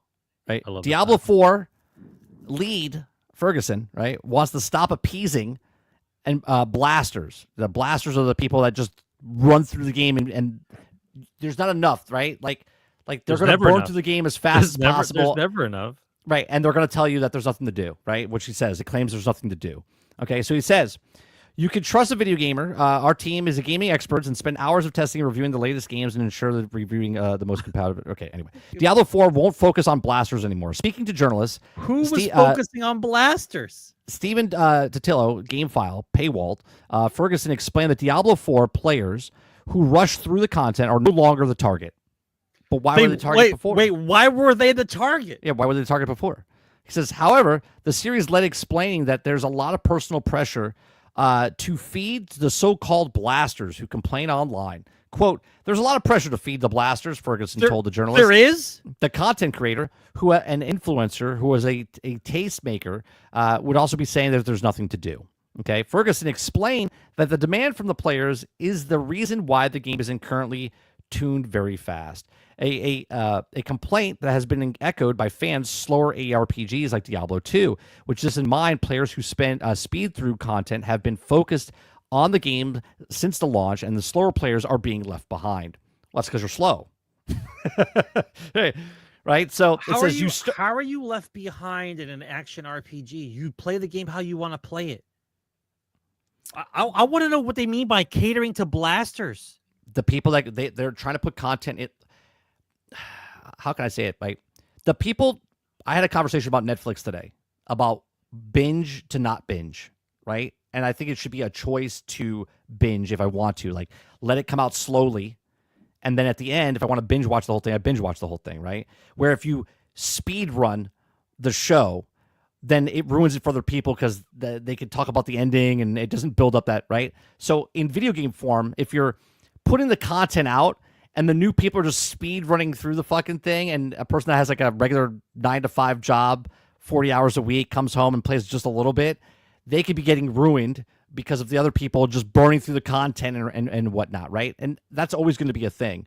I don't know if that's what they're talking about. Let me read on a little bit here. Hold on. It says, you start to worry a little bit because you're like, we have 12 weeks, 10 weeks, and people need stuff to do, and you can't go through this quickly. You start to go, okay, we can be doing what we had to do and think about how fast it is. And then literally this morning, my X thing goes off, and look, the notification, it says a person saying, hey, I just wanted to tell you guys I love your current season. I only get to play there you go. I only get to play 3 hours every weekend, and I'm actually making progress. It feels great. And I'm like, yeah, I can't forget about those guys, right? So that's exactly what they're talking about. They're talking about the people that don't have the time, that want to play the games, but everything's just getting blown through because they're never going to stop this. There's always going to be a kid that stays home and doesn't have a job, a person that's disabled and doesn't have a job, right? Like the person that just loves video games, they're going to speed through everything anyway. My question is, why did you make the game for those people? Right? Why did you make the game originally for them? And now you're switching back to the slower movement. You mean normal people? Yeah. Not slower movement, normal people. Right? So it continues. It says, Blizzard worked on Diablo 4 is far from done. While the game won't be receiving annual expansions, more expansions are being played, and the game will also continue to receive new seasons, which changes release schedules. We create less buggy updates. That's a goal. To create less buggy updates. Fantastic. And players should hopefully continue to be satisfied. Right? So there's your guys. If you guys are playing Diablo, their goal is to make less buggier updates. Awesome. And that they're going to get away from the player base that's keeping the game relevant, which is the speed guys. What do you think about... I think Blizzard is lost. I do. I think Blizzard is a company, they're just lost all around. Think about if your goal was to make the content for the guy that burns through content fastest. Like, what does your content look like if all I'm trying to do is keep up with the guy who's trying to burn through my content? Yeah. Eclipse says, when the hell was that target? I'm that person. I don't feel like I was the target. He was the speed guy, and he doesn't feel like he's the target. Like, you don't want to make like an enriching content season, something to make it interesting. You were making content for the crazies who are cracked out and are trying to burn through the game, like the guy who's running around from Diablo, where he's just running around like this. He's got 10,000 animals around him. He doesn't even fire. He's not even firing. He's not even the firing. Animals are just eating everything as he moves around. Like, what am I watching? Like, he's just moving around. Yeah, at the point that people are burning through the game so fast, like they have to be like blindfolded and holding the controller backwards and playing with their toes. You know what I mean? Like, just to make it more difficult for them, type of thing. So it'd be interesting. It doesn't make sense. It doesn't. It'll be make interesting sense. to see where they're going to go with this. Far as what is happening at Blizzard? Overwatch just woke up. Right? Overwatch team just woke up, and now these guys just woke up and went, oh, there's other people playing our game that only play 3 hours a week. That's always been there. I don't understand. I don't get it, man. I don't get it. Krebsy says, don't know what would get you to say that, 30. Overwatch has been mad for years. Diablo is getting bodied by Path of Exile. WoW is mad. No, but what I'm saying is think about this for a second, right? Even though Path of Exile was there, Path of Exile was years ago, right? And it was popular, but all of a sudden Diablo comes out, and then Path of Exile 2 comes out, and it's in early access and whatnot. But just everything that Blizzard's doing, World of Warcraft, like you said, Overwatch, and Diablo, they've had no competition. Zero competition. Resting on their laurels. Right. Zero competition. And now how many ARPGs are in the market? How many ARPGs are in the market? We watched Force Gaming like a couple weeks ago. He showed like 6 games that all look like Diablo. Okay? 6 games that all look like Diablo. And Diablo's been sleeping. They're like, well, wait a minute. We have other people. Instead of working, they came out and said, right, instead of working and making a game better, they were like, we should be called Diablo-like. Those games should be called after us. Like, shut up and just make a game, man. Like, what do you want, a cookie? Okay, great. It's Diablo-like. Your game sucks right now compared to all the other ARPGs that are coming out. You got to do something. They have to do something. World of Warcraft is about to go bye-bye when one of these other, MMOs that are coming out are all going to, one of them is going to hit. One of them is going to come out and it's going to be the winner. And then World of Warcraft is going to be like, well, we got a good run. It's 23 years, right? It's going to happen. But to be fair, if you're a developer and you've been working on content for fucking WoW, I would shoot myself. Right? I'd be like, I'm done with this. Yeah. Imagine starting with the company and your entire career is making content for WoW. Like, 50 years old and you're 25 when you started. I understand job security, but I'm working on the same stuff, like same stuff over and over again. I'd be like, nope, no, thank you, no, thank you. I'm out. All right, what time is it? It's 10 o'clock. Last epoch. You were waiting a long time, Jay. So real quick, Sarge, I want to bring this up. I brought it up in the we'll have questions Q&A, guys. If you guys where is this Q&A? If you'd like to ask a question. 8,500 people worked on Diablo. I'm gonna put this up. If you guys have any questions, put a Q The in credits front of take the 6 question. hours. Real quick. So I was talking about Transformers, right? I was talking about Transformers earlier, and I came across a posting on sale. They were showing Transformers, the box set or the steelbook set Steelbook, yeah. of Transformers 1. Okay? The new one. Yeah, I was talking about it earlier today, where I was like, I made a video about Transformers the other day about the video game, right? I said if Hasbro's going to make another game with Saber Interactive, that they shouldn't do it off of Transformers 1. I said I liked the movie. I said, but it didn't do well at the box office and it bombed, right? And I said in my short that for Generation 1 of Transformers is the most popular Transformers, right?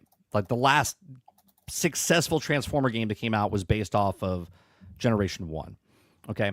They've had plenty of series come out and whatnot. The second best is Beast Wars. And Beast Wars, by more Transformers fans than not, say Beast Wars is awesome, but the inconsistency of the animation and inconsistency of the writing is what doesn't beat G1. Okay. So I said G1 is the best. And if I was the company, I wouldn't base my new game off of Transformers 1 because it's not received well. Even though I like the movie, I just don't think they marketed it correctly. Okay. So I saw this, and it's a steelbook, Transformers 1 limited edition steelbook, Sarge. Okay. Get massive discount on Amazon right now. Okay. Discount. Brand new thing. Just came out like 6 months ago in theaters, right? You can get the limited steelbook, limited edition. It was $45. And it's $25 now. Okay. Meaning it's not selling well. Hence why they have to get it out of the shelves because no one's buying it. But it's limited edition. Correct. Right. But they have to get rid of it because no one's buying it. So they're like, hey, let's drop it, by a big margin. But then you look at this one, Sarge. Oh, wait, did I have the wrong one? I have the wrong one. Transformers. I just closed that one by accident. The other Transformer one, which is this one. Okay. And this is on Amazon. And this is the 30th anniversary of Transformers the movie, 30th anniversary steelbook digital. All right. And it's $50. It's full price. It's full price. You know why? Because it's Blu-ray. Because it still sells. And they don't have to put it on discount. Because it's Blu-ray. That's why. Right? But you see what I'm saying? Like these people think they think I'm talking shit about their Transformers. I'm like, no, Hasbro knows that Generation 1 sells the best. Hence why you go to the store and you can't find G1 toys because when they're there, they're gone. Right? They don't go on sale. The ones that you buy all the time, right? They don't go on sale. They don't go on sale. Okay? They don't go on sale. You go to the toy store right now, you can't find a Transformer 1 toy, not because they're flying off the shelves, is because they didn't make enough to put in the store because no one's buying the fucking things and they're going to other places. So you could say that you like Transformers 1. I like Transformers 1. I thought it was a good movie. Okay? This movie itself, no one's buying it. People like to tell me that, well, this movie didn't do very good either. You're right. It didn't do very good. This movie was in theaters for less than a month. Okay? Opening release in less than 1,000 theaters in 1986. Movie tickets back then were like $4. Okay? Right, $2, $4, whatever. And that would exchange, I think, 16 million, probably 15, 16 million. If it did. To be fair, it made kids cry. So, well, of course, right? But I just find it hilarious that people are like, no way, your take is terrible. Transformers 1, I don't want to see that old shit. The new shit doesn't sell. The new shit doesn't sell. You know why it doesn't sell? Because the people that like the new shit are broke and they don't buy the toys. They don't buy the toys. They don't buy the movies. They don't buy anything, right? The best comic book run right now for Transformers. Real life get good. Go ahead. Right? The number one Transformer comic book right now, guess what it's based on? G1. Anybody want to guess? Right? Yes, G1. Okay? Like it's idiotic to me that people think that I'm just trying to hate your Transformers that you like, and that's not the case. The case is if I was a business and I had to reboot Transformers as a video game, I wouldn't go with something like Transformers 1, which lost $200 million. Right? Unless you're WB, by all means, Go ahead and take it and put it in the toilet. The Transformers movie from back in the day was a big scandal. Like, a lot of kids cried. That's why they took it out of the theaters. Like we were all excited to go see it, and then realized they they killed everybody, and then they literally cried. They made the toys of the movie with the holes in the chests of the characters. Yep, recently they did that recently. Recently, that's right. And you can't find them in stores. You know why? They bought them all. Because exactly right. Because they're all buying. They're all the crazy lunatics bought them all. Yeah. There are two packs. One pack is Brawn and Prowl, and the other one is Ratchet and Ironhide, and it's them in their dying positions. Yeah, like they're dying. You see their faces. It's like that'd be like having like Batman and Superman both dying in a pack, but in a coffin. Yeah, you sell them in a coffin. Yeah, like you're showing me my heroes are dead. You're gonna buy the figures. Like I don't get that either, bro. It's morbid. It's morbid as AF.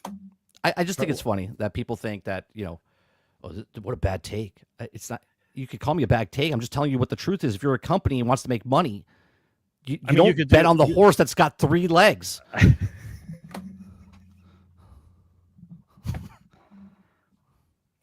Do they even allow that? I don't know. Maybe. Do they allow horses with 3 legs to? No, they would shoot that horse. They would shoot the horse if he had 3 legs. All right. First question. Before we get to the questions, I got to do this for the breakout. So hold on one second. It's time for Q&A.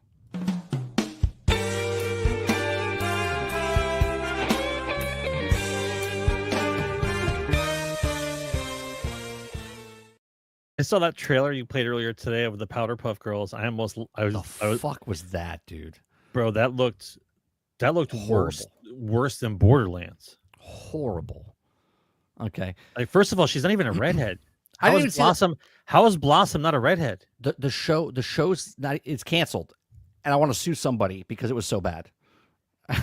Okay, it looked so bad. It looked horrible. Like, those girls, they're insufferable. They weren't even. I didn't want to even listen to them. Buttercup was insufferable. All right, let's go with Jay Breezy. Why here. would I listen to her at all?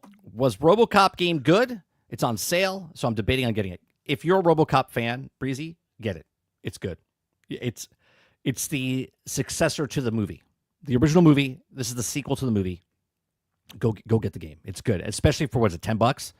I paid, I think, $30, $40 for it. Well worth it. If you're a RoboCop fan. If you're not a RoboCop fan, $10. You'll get a lot of time out of that game for the $10. It's good. You'll have fun. The slow motion gun shaking, blowing, and people's heads exploding and stuff. Totally worth it. Totally worth it on that alone. So, next question: is PlayStation finally dead? No. Mo's just. We'll just skip that one. He's just trolling. Krebsy says, do you think that the studio that made Transformers 1 should make a Warhammer movie in the same style? No. Well, I'll tell you what. I was talking to Sarge before the show, and he said, "Why do I think the Transformers movie failed?"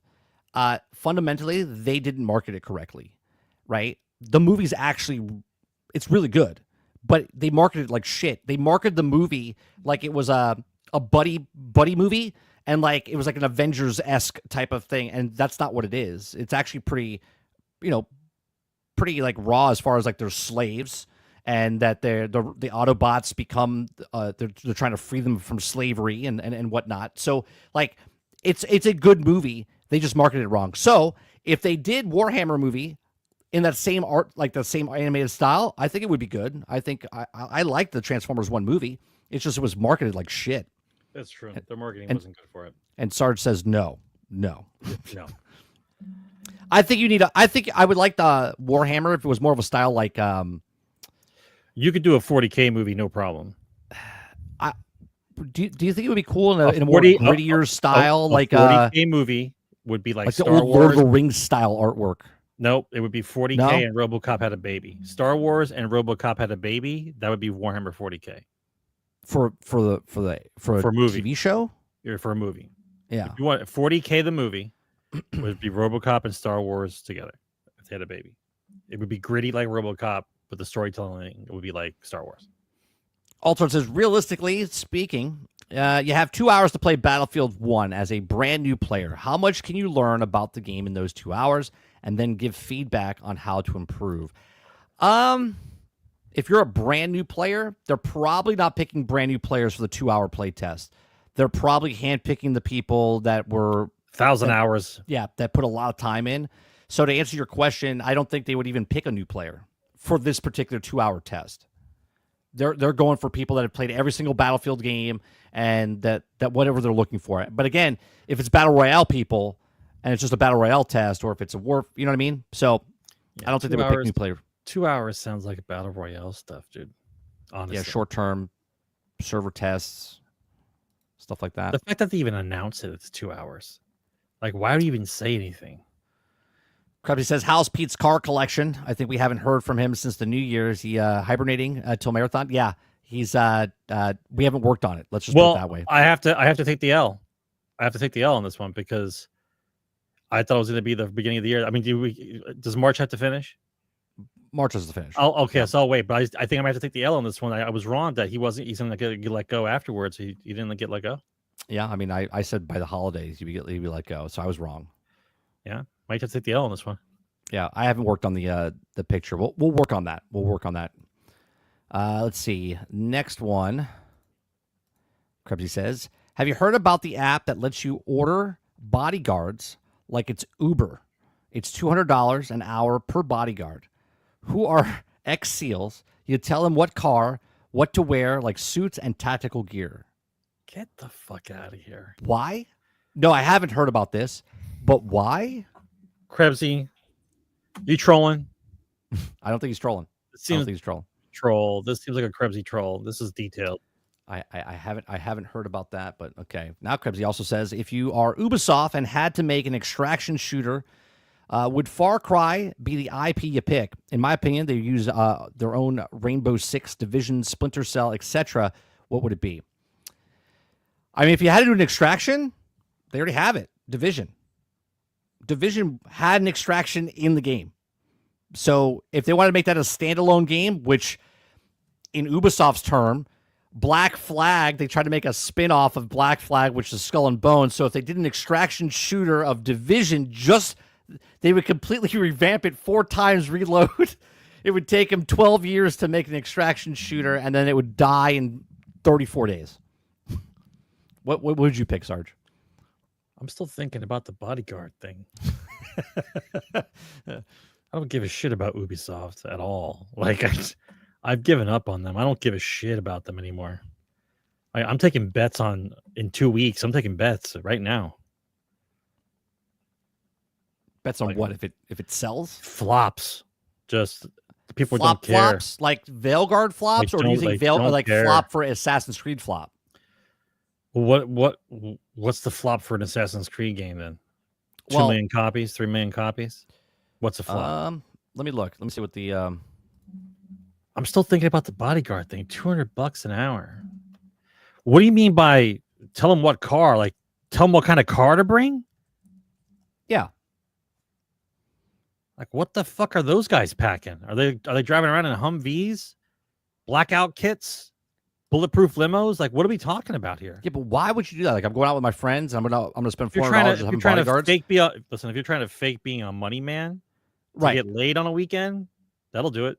I mean, you could do it for a lot cheaper than $400. Yeah, but you're guaranteed to get laid with bodyguards and a bulletproof car. That's true. It's true. It all depends on what type of person you're going for, though. 90% of women. Let's see. How many copies each Assassin's Creed? Okay, so let's see if I can... I don't know if this is official. Let me see. I'm trying to find... Use like a Russian accent. Okay. Right? So... Wear a suit. Got 2 bodyguards. You're getting laid, bro. I don't know if this is... How accurate this is. It's from Reddit, so we'll just take this as a, whatever. What the hell happened to my... Okay. There it is. All right, so it says Assassin's Creed. It said, here's a list of first week sales. So just to get a ballpark, okay? First week sales of the first Assassin's Creed was 1.24 million, okay? Assassin's Creed 2 was 3.27, then 2.15, then 2.22. Assassin's Creed 3 was 3.52. Assassin's Creed 4 was 2.36. And then everything from Assassin's Creed Origins, Odyssey, Valhalla, and Mirage was 1.5 to 1.7-ish. Okay. Here's a list of 4-month post-launch, okay, which was 5 million, 9 million, 7 million, 7 million. Assassin's Creed 3 was 12 to 13 million. Assassin's Creed 4 was 11 to 12 million. From Origins on, 6 to 7, 5 to 6. No data for Valhalla, and 5 billion for Mirage. So do you think that Assassin's Creed Shadows is less than 5 million after 4 months? Yes. Yes. Okay. Look at so that. It would be the lowest. It would be the lowest selling Assassin's Creed ever. Do you think there's enough Assassin's Creed games, bro? Yeah, there's 12. Yeah. Well, there's more than that because there's actually mobile as well. So there's that. I don't know what the hell happened to our little box on the side there. It's gone. Next one, rhetorical question. But what do you think about Pitchford should be attacking fans, critiquing Borderlands 4, and saying devs are being taken for granted and should be cheered on? I saw him say this. He is such a bitch. What did he say? Randy Pitchford. When was this? A couple weeks ago. I think it was like last week, 2 weeks ago, whatever. A guy said, I forget the actual quote, but he was like, I'm a huge fan of Borderlands, blah, blah, blah. He's like, I didn't really like Borderlands 3. I hope that you guys make it better. And he's like, we don't need this shit right now. You know, we're in the middle of a game. He's like, I'm going to block you. And he like blocked the guy, but then thought about it and was like, what does the matter with him? He's Randy Pitchford. Like, this is the same guy that sent FBI agents to someone's house. You know what I'm saying? So, I don't know. Like, I don't know why he's attacking people. Like, just shut up. Don't be the guy from Avowed opening your mouth and saying stupid shit to hurt the game sales, right? Just make the game. Just make the game. Yeah, just make the game. Right? If you cared, you would prove to people that you're making a good game. Except this by time, making the game. When B4 comes out, when Borderlands 4 comes out, you get a free copy of Borderlands the movie. With your pre-order. I guarantee it. With the pre-order, I guarantee it. You get the movie and the game. I guarantee it. Altern says, now that the PSVR 2 has a price cut, will it finally fly off the shelves, or will people still be buying the cheaper MetaQuest 3 with Batman included for $300? Oh, did the MetaQuest 3 lower their price to $300? That's smart. I'm gonna have to. I think MetaQuest still wins this because you don't need a computer for the MetaQuest, right? It's just a standalone headset that you don't need a PC, but you can hook it up to a PC. Where the PlayStation, you need the headset and a PC, or you need the headset and a PlayStation, right? So it's a $1,000 purchase, a $500 to $750 purchase, and the headset, or just the $300 MetaQuest. MetaQuest wins all day. Yeah, but it's smart that PlayStation does have that you can use it on your computer now. So that is smart. But MetaQuest, I think, still wins this round. Altern says, since there are rumors, where are we getting a Monopoly? That movie should go next. Jenga? Guess who? Uno? You know, we didn't bring it up. We had it as a story. The Monopoly. So the guys that made the D&D movie. Did you ever watch that movie, Sarge? The D&D movie with Chris Pine? I didn't care enough. Oh, you didn't watch it? I watched it. Is it on Netflix yet? Is it on Netflix yet? Yeah. It's out. It's actually pretty good. I would suggest to watch it. It's funny. It's good. It's not great, but it's good. I enjoyed it. Is it done with a comical flair to it? Yeah. It's good. So the writer's writing a Monopoly movie. Now, I said it on stream last night. I think the Monopoly movie should be like a murder mystery type of thing. Get the fuck out of here, dude. Right? What do you think? What would be the next one, though? What the fuck? We're getting a Monopoly movie. What's the next one? Jenga, but that's a horror movie as well. As you pull, it's for death. Like you pull it out and then you die. It's like I think the two writers got a big head because the movie that they thought was going to do dog shit actually did pretty well, and now they think they can turn any board game into a fucking movie. I think what happened. I mean, let's be honest though. If you're making a movie based on fucking board games, there's no fucking original shit out there anymore. Like, what are you doing? What are you doing? Like, how can you not come up with a fucking story? You're like, you know what we should do? We should do it off of Monopoly. I don't want to railroad us here, but did you guys see the movie with? Hang on. The chick from Star Wars. What's her name? Well, her name's drawing a Rey blank. in the movie. No, her actress's name. Daisy Ridley. Daisy Ridley. Thank you. She plays in a movie where she's a cleaner on the outside of a building. Okay. It's straight up like Die Hard, except with her. I didn't see this. Yeah, you need to look up the trailer. It's absolute. I'm not going to watch it shit. right It's now, absolute, but I'll it's look it up. absolute dog shit. Wait. Does it look worse than the Powder Puff trailer? No, it's better than Powder Puff. Okay, well there you go. Then it can't be that bad. A flaming turd is better than the Powder Puff trailer. Clue is a movie, Krebsy. I hope you're joking. Clue is a movie. It's one of the. It's a fantastic movie. Another Clue movie, it'd be a sequel. Another Clue. It's the sequel. It's actually Krebsy. If you're once again, if you're trolling, good one. If you're not trolling, the original Clue movie. Here's the best part about the original Clue movie. The original Clue movie had 3 endings, and it was the endings random. were different locations to the country, so you didn't know which ending you were gonna get. Yeah, it was random.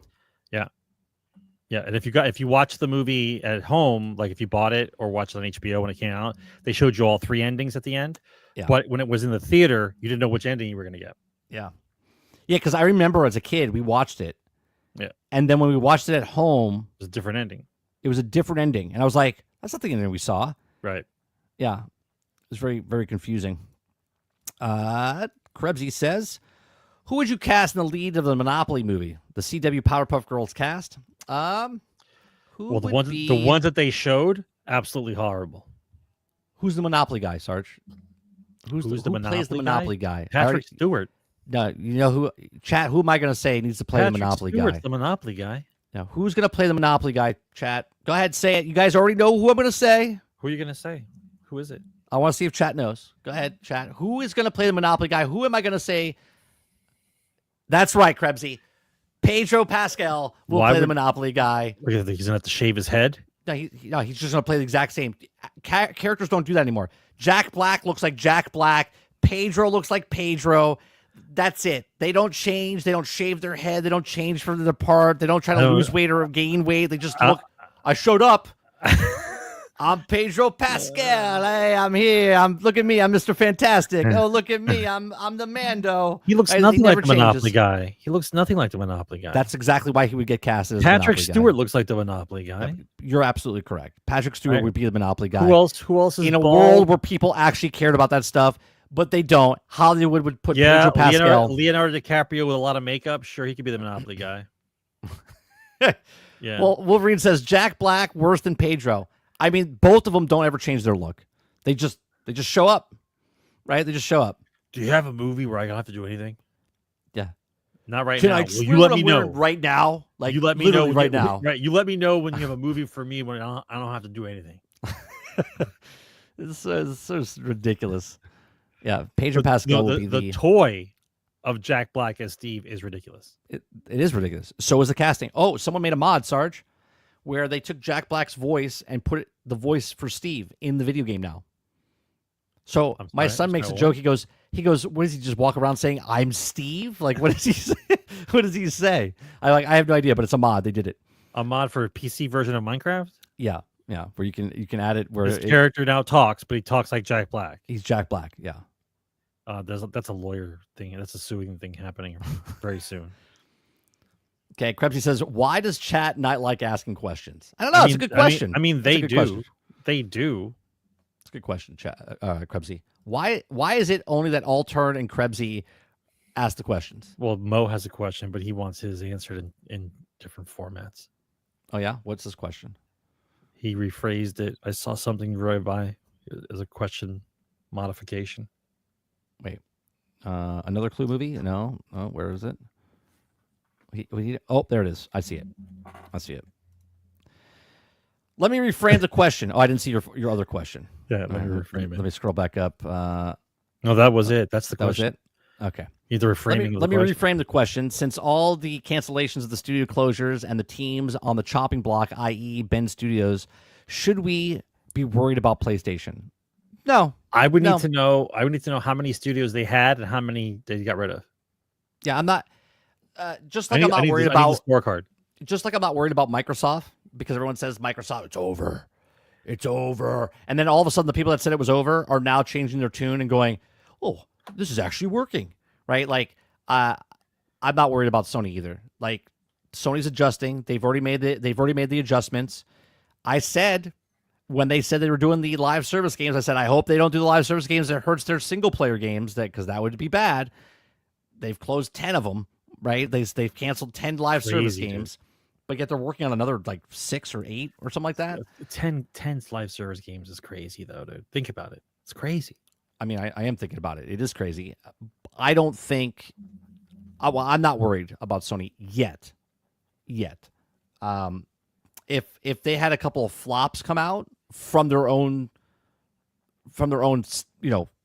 fan base, then I think there would be a problem. I like how people say that Microsoft's in trouble. Excuse me. But they're collecting $450 million a month for doing nothing. Like if you're a business, 400. Well, we know it's a little bit higher now because they got more subscribers. Right. Yeah. So I'll just say 450. Like 450 million is $450 million a month. It's crazy. Dolphin says, why does Krebsy judge chat? I mean, you have to ask Krebsy that. Yeah, there's questions battling here. Yeah. Dolphin says, have you ever played through the Gears games? Yeah, played yes. through them all. I don't know I don't think you played the last one. You didn't play the last one. You never played with the one with the girl. That the one with the ski boats? Yeah. We played it, we never finished it. I played it and finished it. We played it, but we never finished it. I never finished it. Okay. Where you're just like open world a little bit and you're it's a little bit open world. The little ski boats. I liked it. I thought it was good. Mo says, when you think PlayStation will do day and date on PC, do you think it will be a stubborn and keep doing what they're doing? No, they're going to go day and date. It'll go day and date. Yeah, when I say day and date, though, it might not be this year. It might not be next year. There will be a time, though, it's going to go day and date, just because that's what the market wants. The market judges what states what they want, and they want day and date. Let's rephrase that, though. They'll do day and date as long as the development team can make sure that the PC version works well to be released with the console version. That is one thing I will. That is one thing I will say about, regardless if you like Sony or not, their games come out much more polished. Yeah, in their first party titles than other people's first party titles, right? Even Nintendo, like most of the time.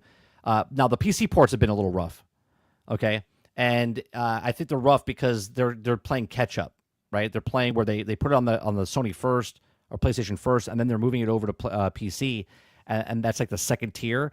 But now going forward, once they decide to do that day and date for their first party titles, I think they'll come out in a better state. At least you would hope. And then one more. What time is it? Yeah, one more. Question by Big Mo again. He says, what do you think of the year so far, and what do you think of the year will finish like GTA and without GTA? I think it does finish with GTA this year. And I'm just basing that off of all the buzz of everyone talking about it. Like, remember what I said? Like, right now everyone's saying Avowed is selling well, but you don't really hear like it's happening, right? Like, you're looking around like, what are they talking about? Even though I like the game, the buzz is not out there that it's selling like hotcakes, right? It feels like more like the PlayStation VR selling like hotcakes sense than Monster Hunter selling like hotcakes, you know? So I feel like GTA, because of all the people talking about, oh, it's coming out, it's going to be $100, everyone's talking about it, it's this, it's that, can't wait. I think it comes out this year, October, and I think that's the end of the year. Like, when that game hits, everything after that is done. Like, it doesn't matter how good they are or not good. Just no one's going to be talking about the rest of the year whenever GTA 6 drops. I mean, if GTA doesn't release this year, I think Monster Hunter Wilds wins Game of the Year. If GTA comes out this year, GTA is Game of the Year. Listen, don't get me started about how they. I'm trying to think, because don't let me start how they get the fact that Astrobot won Game of the Year shows you that it was a political year. It was very political. Next week, Sarge? We all know what game is supposed to win. Next week, we're playing Split Fiction. Next week. Is that the one where it's split screen again? Yeah, it's co-op. Yeah, and we're it's split screen, and we'll play that. You're gonna buy it, and you get to bring me in with because you don't have to buy 2 copies. Correct. Yeah. We're gonna play that next week for shooting the shit with Sarge. So we'll probably play that in the game. Yeah, whatever. We're shooting the shit, like shooting shit or shooting the shit. Either way, it's double. Was that a double entendre? No, is that a double pun? Yeah, double pun. There you go. Let's see. GTA 6. Crabbsy says GTA 6 trailer 2, April 8th. GTA 6 release windows October 23rd to November 18th. He's got this thing. He's got these dates zeroed in now. Look. I hope Crabbsy's 100% correct, because otherwise, I'm gonna do a screenshot. Hang on. Otherwise, if Crabbsy's wrong, we'll never believe him again. I mean, I don't believe him now. I just think he just says he says a lot of shit. I hope he's right. Trolls. I hope he's right. So he's got it. He's got it down. You know that trophy you won when you were a kid, like in karate or bowling, you got number 1. I didn't get trophies like that. This will be his trophy. If he gets this, he gets a little trophy, puts on his shelf. He's like, I got the date right. I think I might have got a spelling trophy, but that was before they let Asian kids into the school. I got trophies in sports. I didn't get a lot of trophies. You didn't get any trophies for music? Maybe mom has them somewhere. For band, you didn't get anything? Oh, I got stuff for band. I don't count that as a trophy, though. That's fucking medals and shit. Getting a medal for... No, I don't consider that a trophy. All right. Trophy's the one that has to be a thing with your nameplate on it. You stick it on the wall. I know what a trophy is. Plaques. I get trophies all the time. Your participation trophies? No, in achievement form on the Xbox. Oh, they had the little trophy. Yeah, the little trophies. Yeah. Let's see. That's a bad school. Playing right now with your daughter. That's a bad. Oh yeah, school Split Fiction may win Game of the Year. It might until Grand Theft Auto comes out. It's a bad school, Dolphin. They're giving you a trophy for last place. State championship ring. There you go. I got a trophy for last place once. Nice. That's just a participation trophy, though, Dolphin. Thanks for showing up. I'll give you a trophy. We'll have a trophy here for you. Thanks for showing up. Say, you know what? You can keep the trophy that you got and just pretend you got it for showing up here. It's a participation trophy. Let's see. I got an MVP senior year in basketball. There you go. Yeah, I got a couple of trophies, placards. I got placards as well. I got a good one. That's an award. Yeah, well, it is an award. You're right. It's not a trophy. It's not a trophy. Well, it's still a trophy.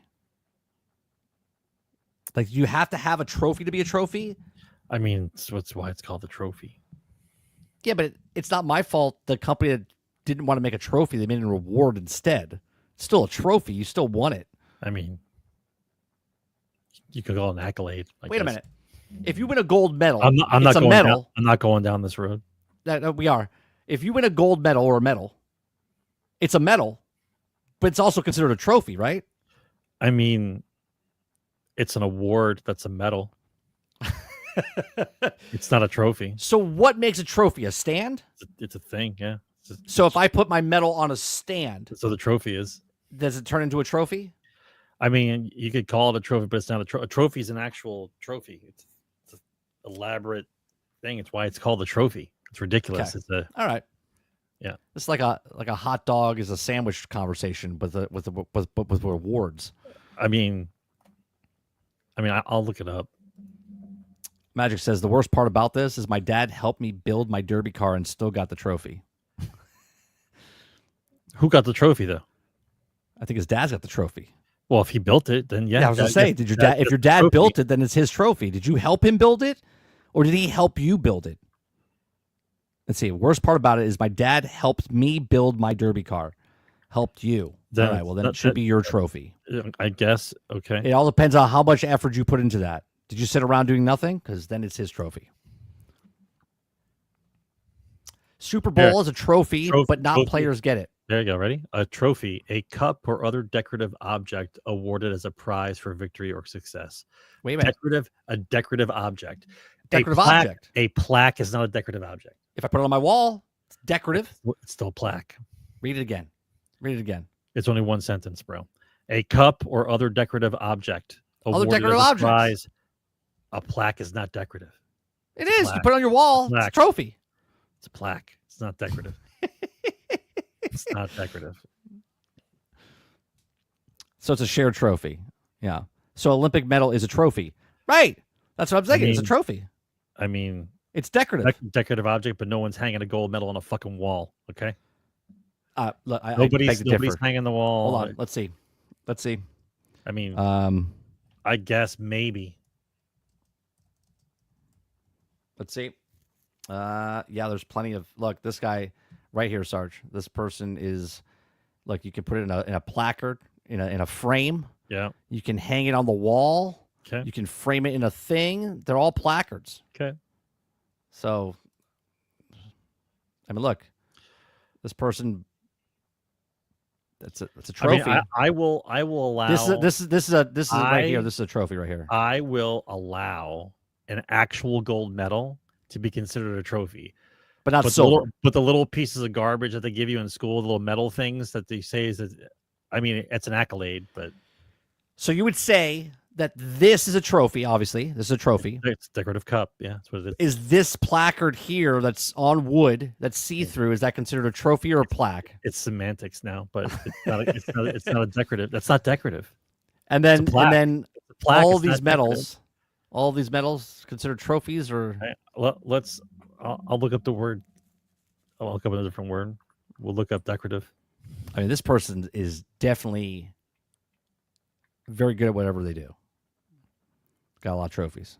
At that point, I think it's just kind of overdone, isn't it? Just like, oh yeah, you don't even care about that one. Serving to make something look more attractive or ornamental. Okay, and the placard doesn't make anything look more attractive. So it's not. There you go. It's not a decorative. So it's not decorative. It's not a trophy. So it's not a trophy. Not a trophy. Right. Got it. And that will do it for Generation X Gaming, the weekly podcast that goes over a few of the top stories of the past week, and we rant along the way. If you guys like it, hit that like button, hit that subscribe button. Episode 431 is in the can. We do appreciate you very much for coming out and hanging out with us. If you like it, hit that like button. If you like to listen to us after the fact, you can listen to us right here on 30NSG, or you can listen to us on Spotify, Anchor.fm, iTunes, Google Play, anywhere else a podcast is listened to. We appreciate you very much for coming out. If you're here for 1 second, 1 minute, or 1 hour, we do appreciate it. Thank you very much for all the super chats. All the super chats today. We had new member, Dolphin and Mo were became a member for 24 months. Water Bear with the $20 super chat. Robert Jones with the $5 super chat. And I appreciate you guys. Thanks for coming out. Tomorrow, we're going to probably do more playthrough of Avowed. But I got stuff to do around the house in the morning, so we'll see if I get it done before I can stream. Otherwise, my mom, which is literally my wife, won't let me stream because I got to do stuff around the house. Honey-do list. She's got a broken leg, so I got to do stuff around the house first. She's a fractured foot. She doesn't have a broken leg. Broken foot. Three spots in the foot broken. Okay. Not leg. She's still got a boot on her thing. She's rolling around the house with a scooter. Yeah, she's mobile. She won't let me put a motor on it. By the way, she's not an 18th century. I wanted to put a motor on it. She wouldn't let me put a motor on it. So, gee, I wonder why. It'd be cool. We'll be back if we don't see you tomorrow. We'll be back on Monday for the Daily Grind, a show that we do on Monday through Thursday from 10 o'clock in the morning till noon Eastern. And you guys have a great weekend. Peace. Game on, guys. Retro meets the now and here. Gaming tales you need to hear. Laugh and shout and sometimes sneer. Memories from all those years. Console wars and secret tips. Tips and tricks from pixel trips. News that pours from gaming sips. Critical